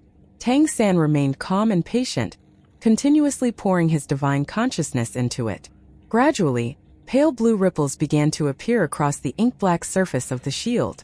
Convincing a divine item that originated from the core of the plane to acknowledge a wielder, let alone recognize a true master, was no easy task. Tang San was essentially using his divine seat to deceive the black tortoise shield, making it believe the plane had already evolved into a divine realm, so that it would allow itself to be refined. Little by little, the blue markings on the shield increased in number, shimmering with strange waves of light. A smile gradually formed at the corner of Tang San's mouth.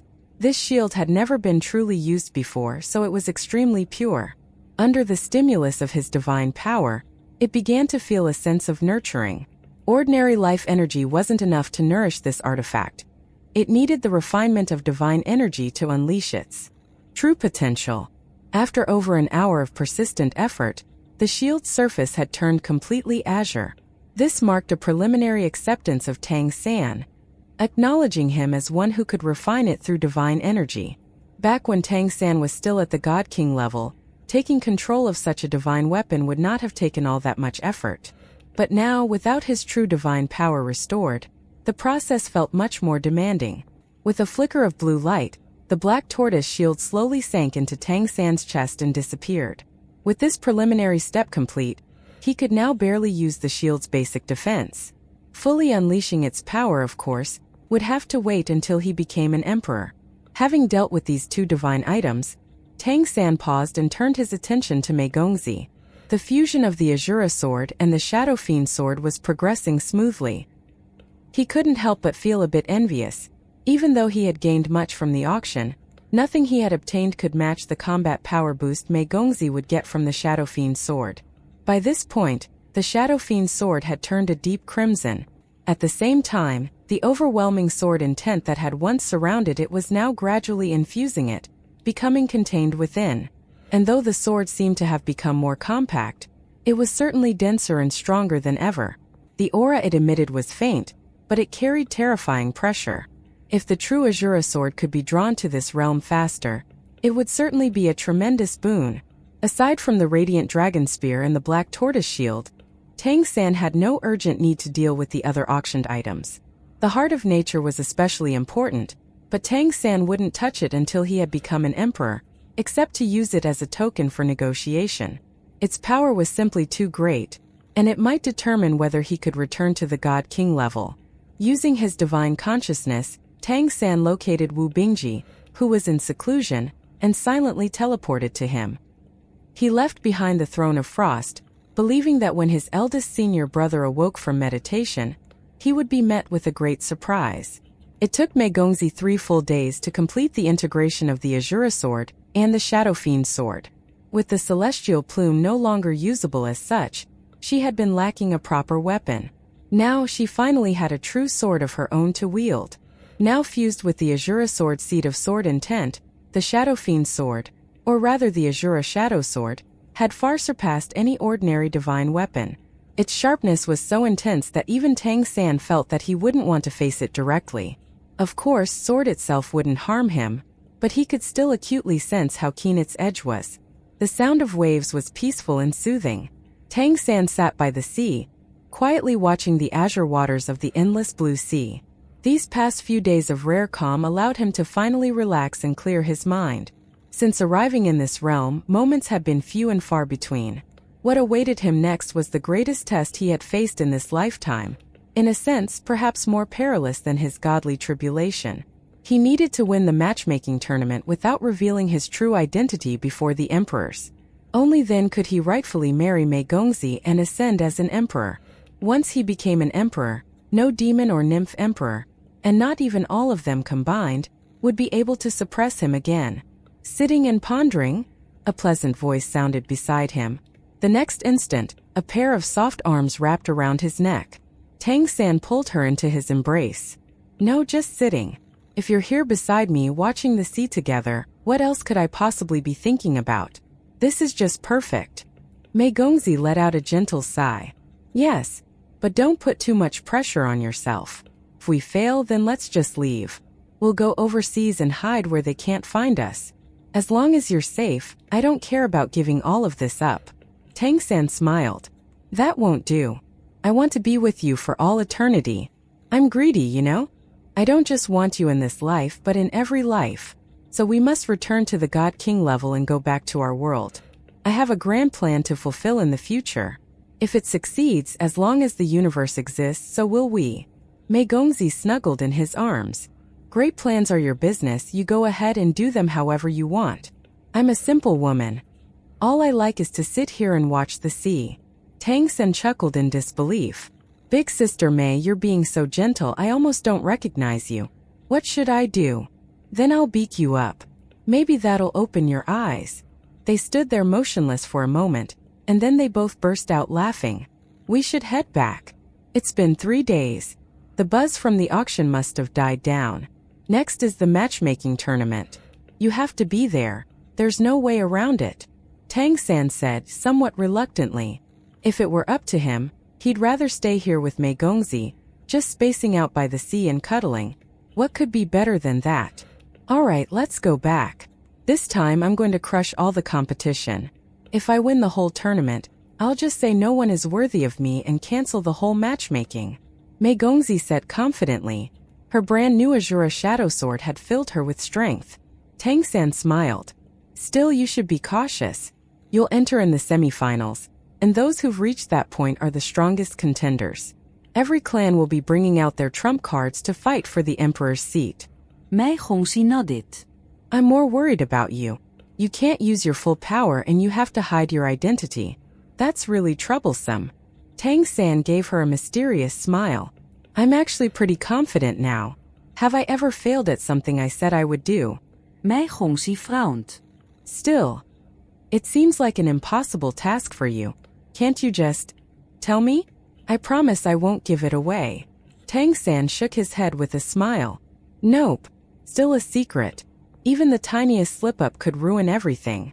If you knew who I really was, we might expose ourselves when we meet in the competition. Mei Gongzi stared at him suspiciously. You're not going to pretend to be my enemy just to throw people off, are you? Tang San quickly shook his head. No, of course not. I'd never intentionally go against you. As for you going intentionally against me, sorry about that. I swear I didn't mean it. The two of them teleported back to the White Tiger Grand Hotel. Tang San didn't linger and immediately returned to his room at the hotel. Having been gone for 3 days, he needed to check whether the ancestral court had been looking for him. Compared to the bustling atmosphere before the mega auction, the ancestral court had clearly quieted down. Life here was expensive, and although the matchmaking tournament was about to begin, many powerful representatives from various clans had chosen to leave and stay in surrounding towns with lower living costs until the event started. The venue for the tournament had mostly been completed. It was located right in front of Council Mountain. For such an unprecedented event, the ancestral court was taking matters extremely seriously. Registration had already closed, and the ancestral court had begun releasing the list of contestants, even offering various statistics and rankings, like seeded fighters for instance.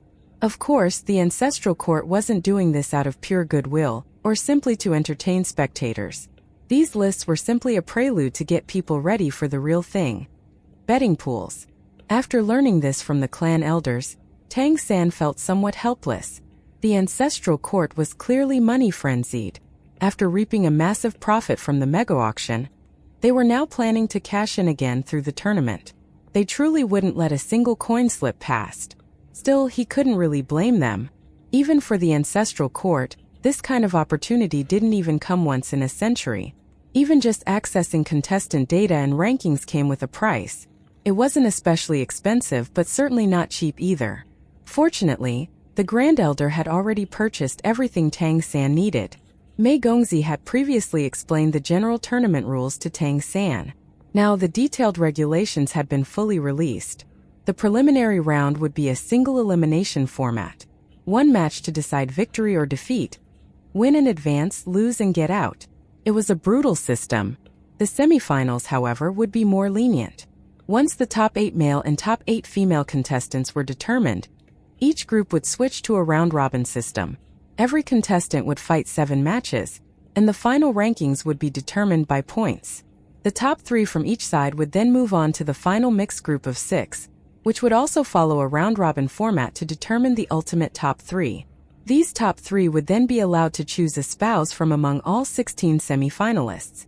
Whether they were male or female, the top 3 would have full choosing rights. Moreover, these 3 would be considered the default candidates for emperorhood, the winners of the battle for the throne.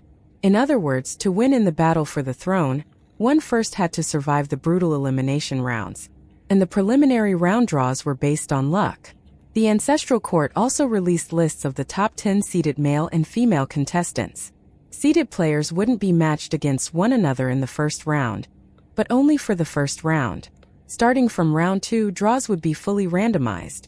To access the list of top 10 male and female seeds, that cost 10 Naturi coins. The Ancestral Court really knew how to bleed people dry. Naturally, the Grand Elder had also bought that for Tang San.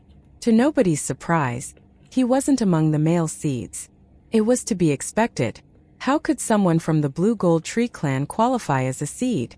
As for the female seeds, Mei Gongzi was on the list, but she was only ranked 8th. Indeed, despite being the Ancestral Court Elite Competition champion, and the central figure of this entire matchmaking tournament, she was only 8th among the female participants. That said, she was the only contestant granted direct entry into the semi-finals without having to participate in the preliminaries. Compared to Tang San's situation, hers was much more favorable. In terms of overall numbers, there were a total of 87 male contestants, all at the peak of the 11th order or close to it. That number alone was staggering. And this wasn't even the entire pool of 11th order beings from the Demon Continent. Those who had just broken through or those from weaker clans with no real hope of winning didn't bother signing up. No one wanted to die needlessly. After all, much unlike the elite competition, the battle for the throne didn't restrict life or death combat. There were no rules apart from outside interference being completely prohibited. Defeating the opponent was all that mattered. Few would show mercy.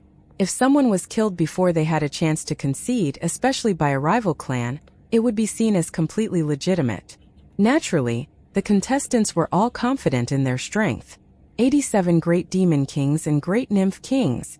Thankfully, there were no overall rankings for all 87. Only the top 10 seeds were listed. Otherwise, Tang San might have been placed at the very bottom. Realistically, he figured he'd rank somewhere below 80. It wasn't his fault. The Blue Gold Tree clan had a terrible reputation. On the female side, the number was lower, with only 46 contestants. This made sense since there were fewer 11th order females to begin with. So in total, 133 contenders were set to clash. It could be said that aside from the emperors, the very strongest beings on the Demon Continent were all gathered here in the Ancestral Court for this battle for the throne. Most of the names on the list were unfamiliar to Tang San. Only a few stood out. Among the top 10 male seeds, he recognized Jinongwa and Suan Yu. No specific rankings were given for the top 10 male seeds, perhaps to avoid offending anyone. But he also spotted Ning Chenen among them, a clear proof that someone with 2 first-tier bloodlines could be no slouch. On the female side, apart from Mei Gongzi, the only other name he recognized was Lan Maxian. The rest were unfamiliar. None of the opponents he and Mei Gongzi had faced during the Ancestral Court Elite Tournament were listed. After all, those opponents had only been at the 9th order at the time. Reaching the 10th order was really a matter of course for such people, but the 11th was a completely different matter. Of course, Big Cat was an exception, but even he wasn't in the seeded group. There were still a few days left until the drawing ceremony. Most contestants had already arrived in the Ancestral Court and were making their final preparations. As he reviewed the list, Tang San could already feel a faint aura of killing intent rising in the air. He didn't bother studying the contestant list in detail. With so many participants and random draws, Who knew what kind of opponent he'd face next? Researching every name would be pointless, at least for him. Each elimination round would be followed by a one-day break. The round-robin matches would follow the same structure. This ensured the contestants had sufficient recovery time. After all, this wasn't like the relatively friendly sparring of the elite competition. It was a brutal competition where everyone would be fighting for their lives. As he casually browsed through the list, Tang San gradually formed a complete strategy for the competition ahead. As the matchmaking tournament approached, the atmosphere in the ancestral court became lively once more.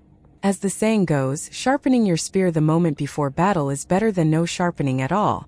Almost a gross of the strongest beings alive had already gathered in the ancestral court to prepare for the competition. The streets began to bustle again. After a few quiet days, the White Tiger Grand Hotel returned to full capacity.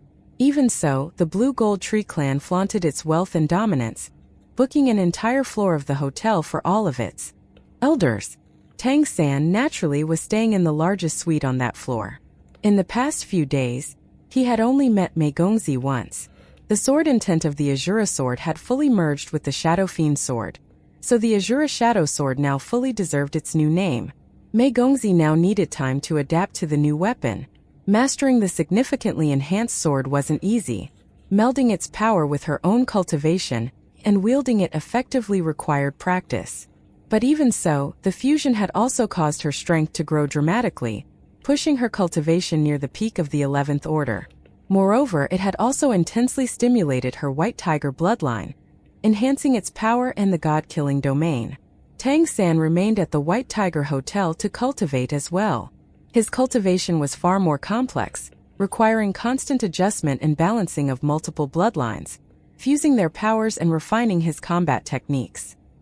He also needed to continue nurturing the two divine weapons he had obtained for use in the tournament. 10 days passed in a flash. The long-anticipated moment for the people of the ancestral court had finally arrived. The start of the matchmaking tournament was here. Early in the morning, the Grand Elder of the Blue Gold Tree clan waited beside their new carriage.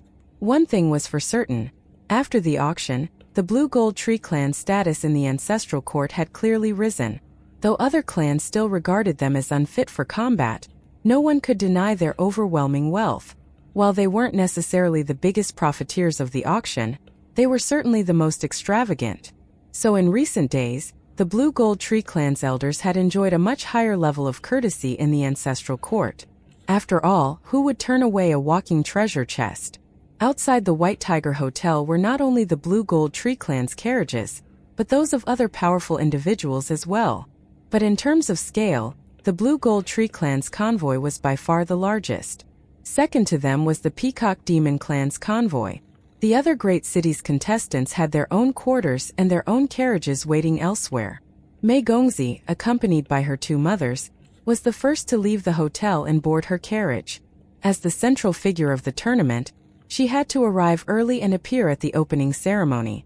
Tang San deliberately waited until Mei Gongzi's convoy had departed before leaving the hotel with Jin Miaosan and boarding his own carriage. Ever since Mei Gongzi had expressed how much she wanted to beat the living daylights out of Jin Miaolan, Tang San had carefully avoided bringing out that identity in front of her. He kept Jin Miaolan out of her sight as much as possible, for survival's sake.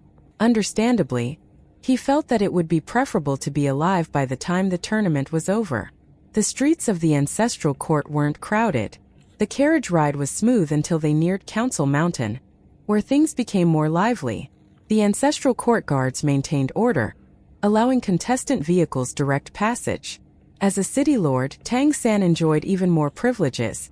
His carriage used a special route to enter directly. The large plaza before Council Mountain now hosted the newly built tournament venue, sprawling across an enormous area. It could accommodate 10 times as many spectators as the Grand Auction Hall. Halfway up Council Mountain, a special viewing platform had been built for the emperors. Near the base, close to the mountain, viewing pavilions stood high above the ground. These were designated for the city lords and their entourages. For this tournament, not even first-tier bloodline clan leaders were qualified to sit in a private room. Only city lords were. This showcased the elevated status of the city lords. The only exception was Radiant Dragon King Suan Yu. Since Crystal City did not have a city lord just yet, he was serving as a temporary representative. Tang San's convoy reached the mountain base. This time pavilion. Assignment was not based on wealth and status, but on presumable strength. As the weakest of the Solstice Empire cities, Tang San's pavilion was furthest to the right. Meigongzi, representing Kali City, was furthest to the left. The two pavilions were at opposite ends. Tang San led the elders up a wooden staircase to their VIP pavilion. It was rather similar to what they had enjoyed during the auction. Although it was not impressively large or luxurious, having been built in a very short time, it was still quite comfortable and had all necessary amenities. Through the crystal screen in front of him, Tang San had a clear view of the enormous arena outside. The battle platform was surrounded by towering 100-meter pillars, each inscribed with defensive arrays. Battles between 11th Order powerhouses wouldn't be confined to the ground, they could easily shift to the skies. Naturally, the shockwaves of their clashes could be devastating. Thus, when building this venue, the greatest amount of money and effort was put into ensuring that spectators remained safe from such destructive energies. Tang San didn't even need to think to know that the referees for the tournament would be emperors. Only they would be strong enough to maintain control over such a chaotic battlefield.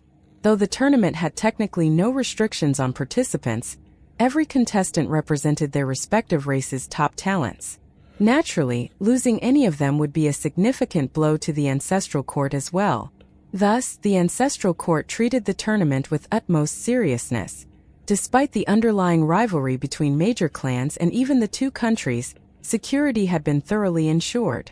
Even though they were expected to fight to the death if the situation so warranted, measures were in place to ensure that they wouldn't as much as possible. The platform stood about 5 meters above ground and had a diameter of 1 kilometer. A tremendous construction. Around the platform, temporary seating had been constructed in tiered layers. The highest level was just a meter below the VIP pavilions. The venue could accommodate hundreds of thousands of spectators. Of course, an admission fee was charged. Even the cheapest tickets cost 10 Naturi coins each, yet even so they were selling out fast. The funniest part was that they weren't even tournament tickets, they were day passes. The tournament, obviously, wouldn't finish in one day, so Tang San could only imagine how much money the ancestral court was once again raking in just from ticket sales alone. By this point, betting pools had long since opened. Every contestant had odds assigned to them. But when Tang San asked the Grand Elder what his own odds were, the Elder stammered for a long while before finally squeezing out an answer. It turned out Tang San had overestimated his position. He had originally assumed that among the male contestants, he would be ranked around 80. But when he compared the betting odds, he discovered that he had the worst odds among all 133 contestants. Yes, even lower than the female contestants. He had passed the City Lord evaluation. At least the emperors of the Solstice Empire had seen his life deprivation domain and other such. And now he had been given the lowest odds? That basically meant they had already assigned him a ranking 133rd place. Dead last. Even someone as composed as Tang San couldn't help but be frustrated. This was an outright dismissal of his ability. After all, for better or for worse, he was still a city lord. Moreover, he might be in a different body disguised as yet another different body, but there was one thing a god king always kept. His pride. The day before the tournament began, Tang San had the Grand Elder place bets on him, both for making it into the final top 3 of the battle for the throne, and for winning the overall championship. Originally, the odds were 200:1 and 300:1, respectively. But after the Blue Gold Tree clan dropped a massive wager, the odds increased to 100:1 and 150:1, respectively. After all, there were far too many people betting against him. So even with the clan's significant investment, there were plenty of people willing to take the other side of the bet. As a result, the odds barely moved. Tang San could only feel helpless. His clan's fortune was truly outrageous, though, so he had no qualms betting however much he wanted. As for the other participants' odds, he couldn't care less. He only paid attention to Meigongzi's. Hers were significantly better than his, and she seemed to be ranked 15th or so. This was thanks largely to the fact that she would enter directly in the semifinals. Clearly, newcomers like them weren't highly regarded. After all, Many of the contestants were long-established top-tier powerhouses from all across the continent. To win in a competition, there could be no luck involved. No one would hold back in a fight. It would be an all-out war. There was little Tang San could do about it. By now, the stands were already packed, and the atmosphere outside was noisy. Tang San arrived fashionably late. He was among the last to show up. The weather was perfect. A cloudless blue sky. Sunshine bathed the majestic council mountain in a golden glow. Not long after Tang San had taken his seat, a calm voice echoed across the arena. Just 2 words, but they overpowered the chatter of hundreds of thousands. The crowd fell into immediate silence. On a platform halfway up Council Mountain, in the reserved seating area for emperors, over a dozen of them stood together. At the center stood the celestial fox demon emperor, his gaze calm as it swept across the field. His voice carried effortlessly, resonating through the entire ancestral court. Today marks a grand occasion for the ancestral court.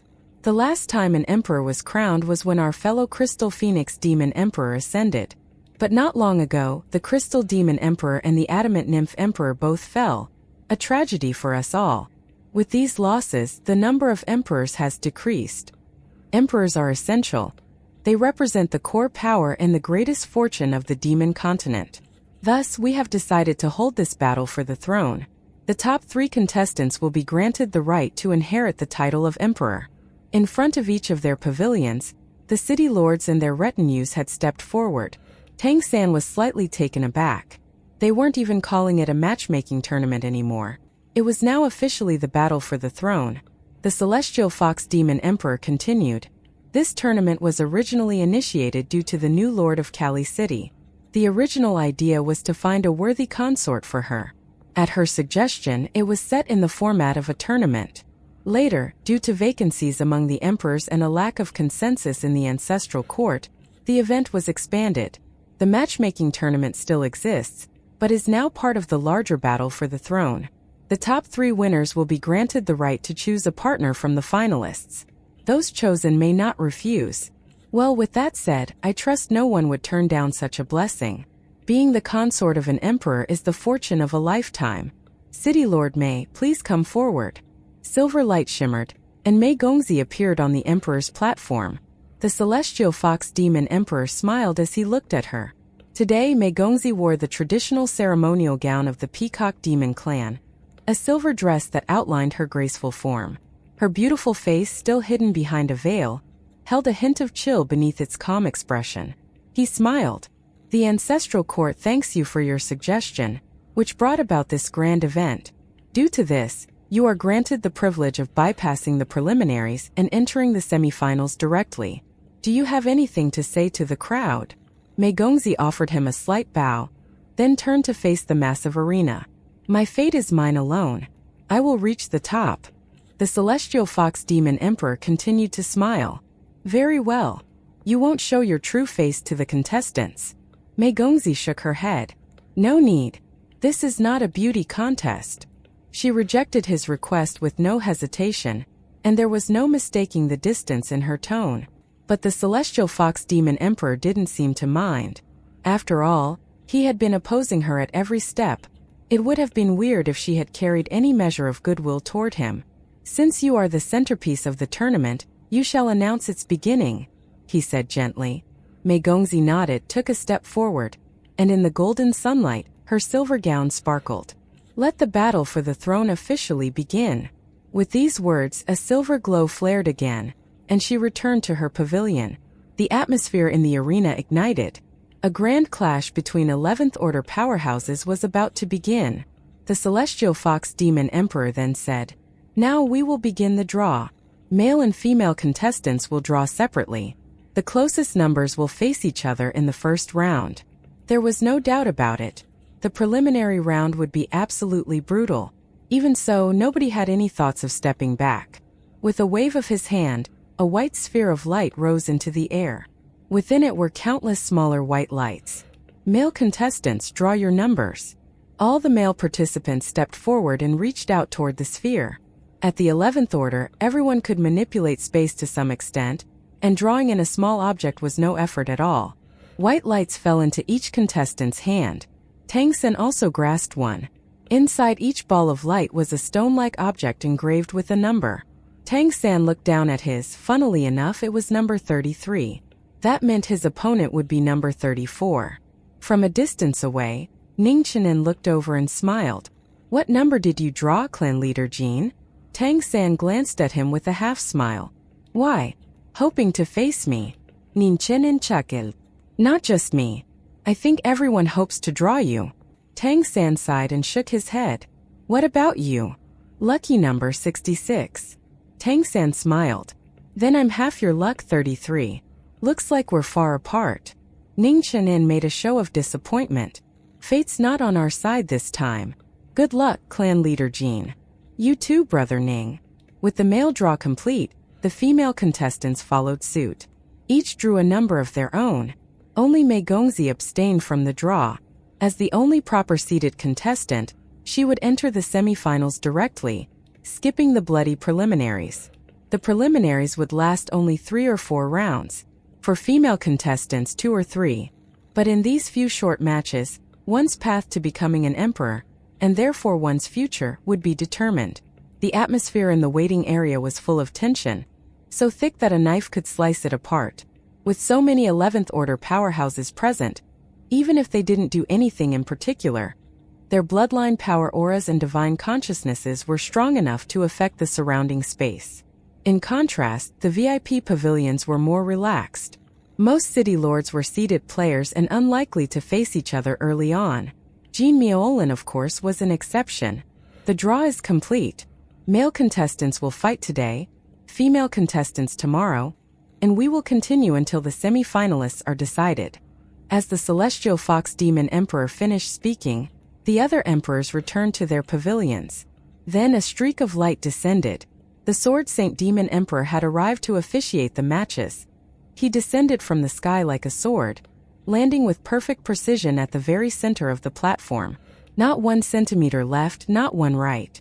How many people could brag about having an emperor-level referee to their fight? From the waiting area, 2 figures simultaneously shot forward and landed on the platform as well, each taking a position on one side. The atmosphere among the audience instantly reached a fever pitch. The long-awaited battle for the throne was finally about to begin. As soon as they landed, both competitors began ramping up their auras at full force. The towering pillars surrounding the arena lit up as the arrays activated, casting translucent light barriers to shield the outside from the inevitable shockwaves. Meanwhile, the Sword Saint Demon Emperor simply stood there, apparently not doing anything, yet the contestants' auras remained confined to their own halves of the field. So long as the Emperor did not allow it, they could not touch each other. These 2 contestants came from different races. On the left was a male who appeared to be in his 40s, with short golden hair and amber-brown eyes that flared with golden light as his aura surged. Behind him, an enormous illusionary beast materialized. Its fur was tawny with golden spots. It was a golden coin leopard. He was the leopard race's leader, the strongest of his kind. Although he wasn't perfectly human in appearance, his high degree of human likeness indicated a very high cultivation level and a decent bloodline.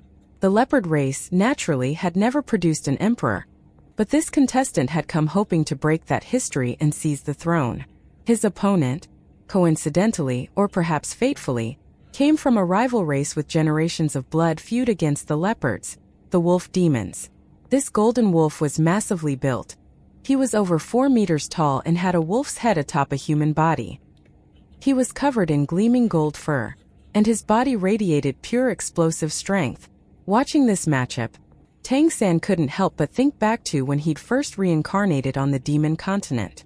It had been his subtle manipulation that reignited the temporarily settled conflict between the wolf and leopard races, a fire from the ashes of which he had drawn plenty of benefits. Moreover, the earliest bloodline imprints he had acquired had been the wind wolf and flash leopard. And now, standing before him were clearly the 2 strongest individuals of the 2 races. Begin! The Sword Saint Demon Emperor's icy voice echoed across the arena, as he himself transformed into a beam of sword light and soared into the sky. The barrier that had separated the 2 combatants vanished, and their auras collided like thunder. Both were golden bloodlines and both were at the peak of the 11th order. The moment their energies clashed, The air itself warped violently. The pillars surrounding the arena shimmered under the strain, their energy fields rippling from the impact.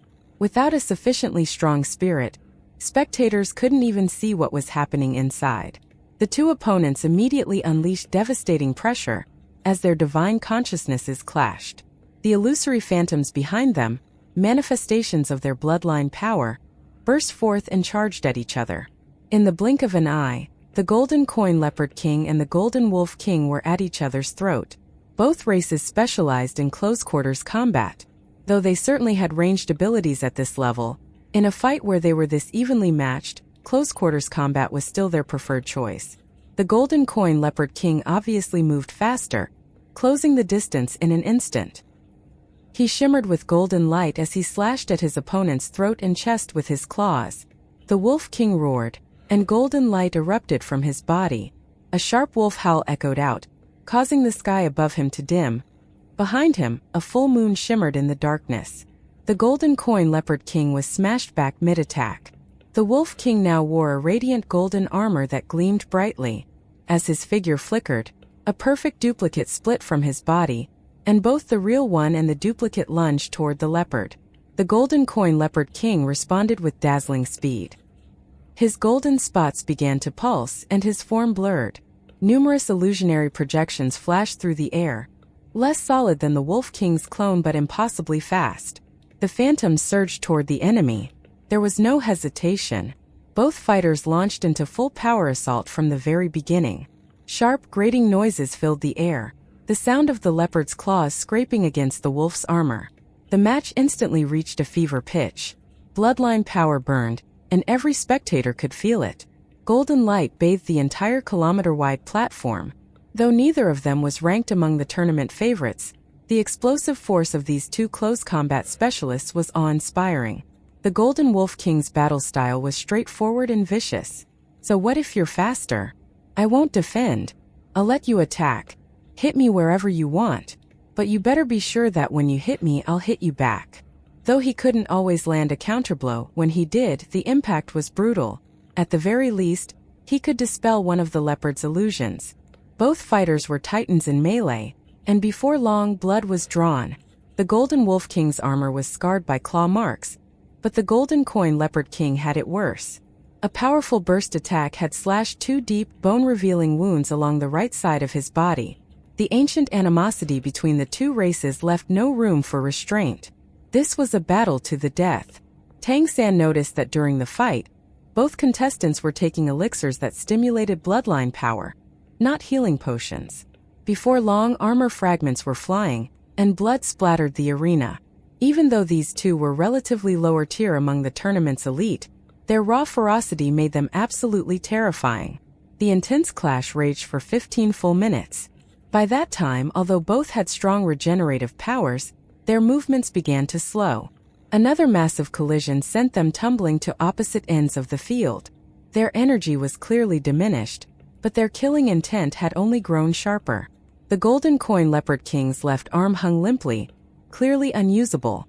The Wolf King's armor was half destroyed, and his body bore dozens of claw marks. The stage was a wreck, scarred by their rampage. Their breathing was heavy, their eyes feral. "Oh woo!" The Golden Wolf King let out a long howl. The moon behind him blazed brighter, and his aura surged wildly. His wounds began healing at visible speed. His body swelled with muscle, and a pale white radiance enveloped him, dyeing his golden for a platinum sheen. Tang San narrowed his eyes when he saw this. Right, so we're going all in now. Judging from the current state of the battle, the Golden Wolf King held the upper hand. He showed no intention of giving the enemy even the slightest chance. He was aiming to finish the fight decisively while he had the advantage. The Golden Coin Leopard King, now with one arm disabled, looked somewhat listless and even a little panicked, but not defeated. His gaze carried a flicker of fear, but there was no sign of surrender. Instead, he bared his fangs in a feeble attempt to show ferocity. The Golden Wolf King had finished charging up. In a flash, his platinum-coated form surged forward. The full moon overhead glowed brilliantly. In an instant, his massive body exploded toward his opponent, and blinding claws tore across the platform, covering all possible escape routes. But just then, a brilliant beam of sword light fell from the sky. The sword Saint Demon Emperor acted. A deafening explosion followed, and two figures were blasted apart, each thrown to opposite sides of the platform. The referee had intervened. The match was over. The Golden Wolf King, still in peak form, merely tumbled to the edge of the platform and quickly scrambled back to his feet. But his face showed deep confusion and shock. The Golden Coin Leopard King was in much worse shape. He had been launched faster and harder, crashed into the barrier, then rebounded and slammed into the ground. He didn't get up. His body was limp and seemed almost paralyzed. The result is decided. The Golden Coin Leopard King is the winner. The announcement sent a wave of gasps through the entire crowd. What?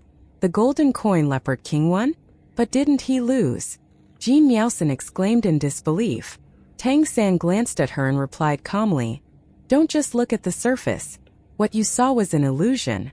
That leopard was ruthless, not just to his enemy but to himself. In terms of cultivation and gear, he was slightly inferior to the wolf. But at the last moment, he sacrificed his own life force to unleash a devastating final attack." Huh. Jean Miaosan blinked in confusion, echoing the confusion of the crowd. But the Golden Wolf King offered no objection.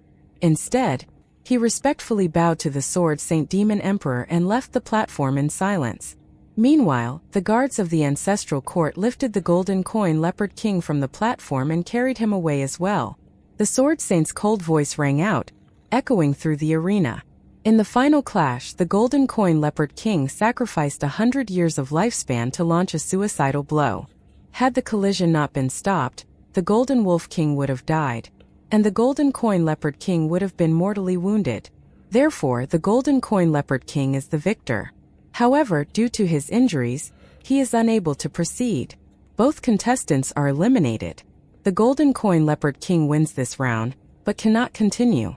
The noise in the stadium quickly fell into stunned silence, only punctuated here and there by sharp intakes of breath. Was it worth it? Sacrificing 100 years of life just to win a single round knowing you couldn't advance? This Golden Coin Leopard King was truly terrifying. The first match of the tournament had already turned out to be so brutal. How could every contestant and spectator not be shaken? Was it worth it? Jean Miaosan murmured. Tang San looked around at her and the other elders of the Blue Gold Tree clan, all wearing similarly dazed expressions. You want to know why the Blue Gold Tree clan was never strong? Tang San asked quietly. It's because you always think like that. These were both second-tier bloodlines. Could either of them really win the battle for the throne? No. But they fought anyway because it wasn't just about them, it was about their whole race. It was about the ancient enmity between leopard demons and wolf demons. The leopard was decidedly the loser in terms of strength and equipment, yet he still won. That victory is a source of honor for the entire leopard race. It gives them a psychological edge over the wolf race moving forward. They fought not for themselves but to uplift their kind. That's the power of will and courage. Moreover, both these demons come from races with many mouths to feed and little wealth to speak of. They came here with no weapons save for their claws, and the winner didn't even have armor. Yet have you seen their fight? Meanwhile, we built walls of gold only to hide behind them. We're weak because we never believed that we could win. But if we don't believe it, how can it ever happen? How could victory come without making a single sacrifice? The elders fell silent, faces flushed with shame. Their leader was right. The Blue Gold Tree clan had never dared to dream of strength. They were content to survive under the protection of the ancestral tree. We're not good at fighting. Jean Miaosan muttered. Tang San said plainly, "Remember that celestial pillar I bought at the auction? Compared to our natural gifts, what are humans worth? Nothing at all. What, you mean to tell me ordinary humans are good at fighting? Yet these beings have produced an emperor. We have the vastest life energy on the continent, so why can't we forge a path of our own?" The elders had no answer. Tang San's words cut deep. The first match had been intense, cruel even. Though the Golden Coin Leopard King had technically won, he had paid with 100 years of life and was now out of the competition. 2 fighters had been eliminated. From 87 male contestants, only 85 remained. Well, I guess I'm at least top 85 now, and I haven't even fought yet. Tang San chuckled to himself at the thought. The celestial fox demon emperor's voice echoed again. Second match contestants, enter the ring. Contestants with numbers 3 and 4 were next. Just then, Tang San sensed movement in the neighboring lounge. He probed with his divine sense and immediately detected a powerful figure stepping forward from the VIP pavilion next to Ning Chenen's. He hadn't paid attention to who was beside Ning Chenen until now, but his divine consciousness quickly revealed who it was. A member of the Red-Crowned Crane clan. The strongest of their kind, obviously. Tang San knew the Sword Saint Demon Emperor wouldn't allow multiple members of his clan to enter, so this had to be their sole representative. Then on the crystal screen, Tang San saw the face of the Red-Crowned Crane contestant. Save for the white wings on his back, he looked perfectly human, and he was clad in pristine white robes. He looked around 30, but who knew how old he really was? He flew like a streak of light and landed gracefully on the platform, folding his wings and standing still. Meanwhile, the Sword Saint Demon Emperor had withdrawn and had been replaced by the Rainbow Glaze Nymph Emperor. Its entire body glowed with a crystalline sheen that obscured its true appearance. Evidently, referees would recuse themselves when one of their own was competing. This had never appeared in any rulebook, but it was common sense.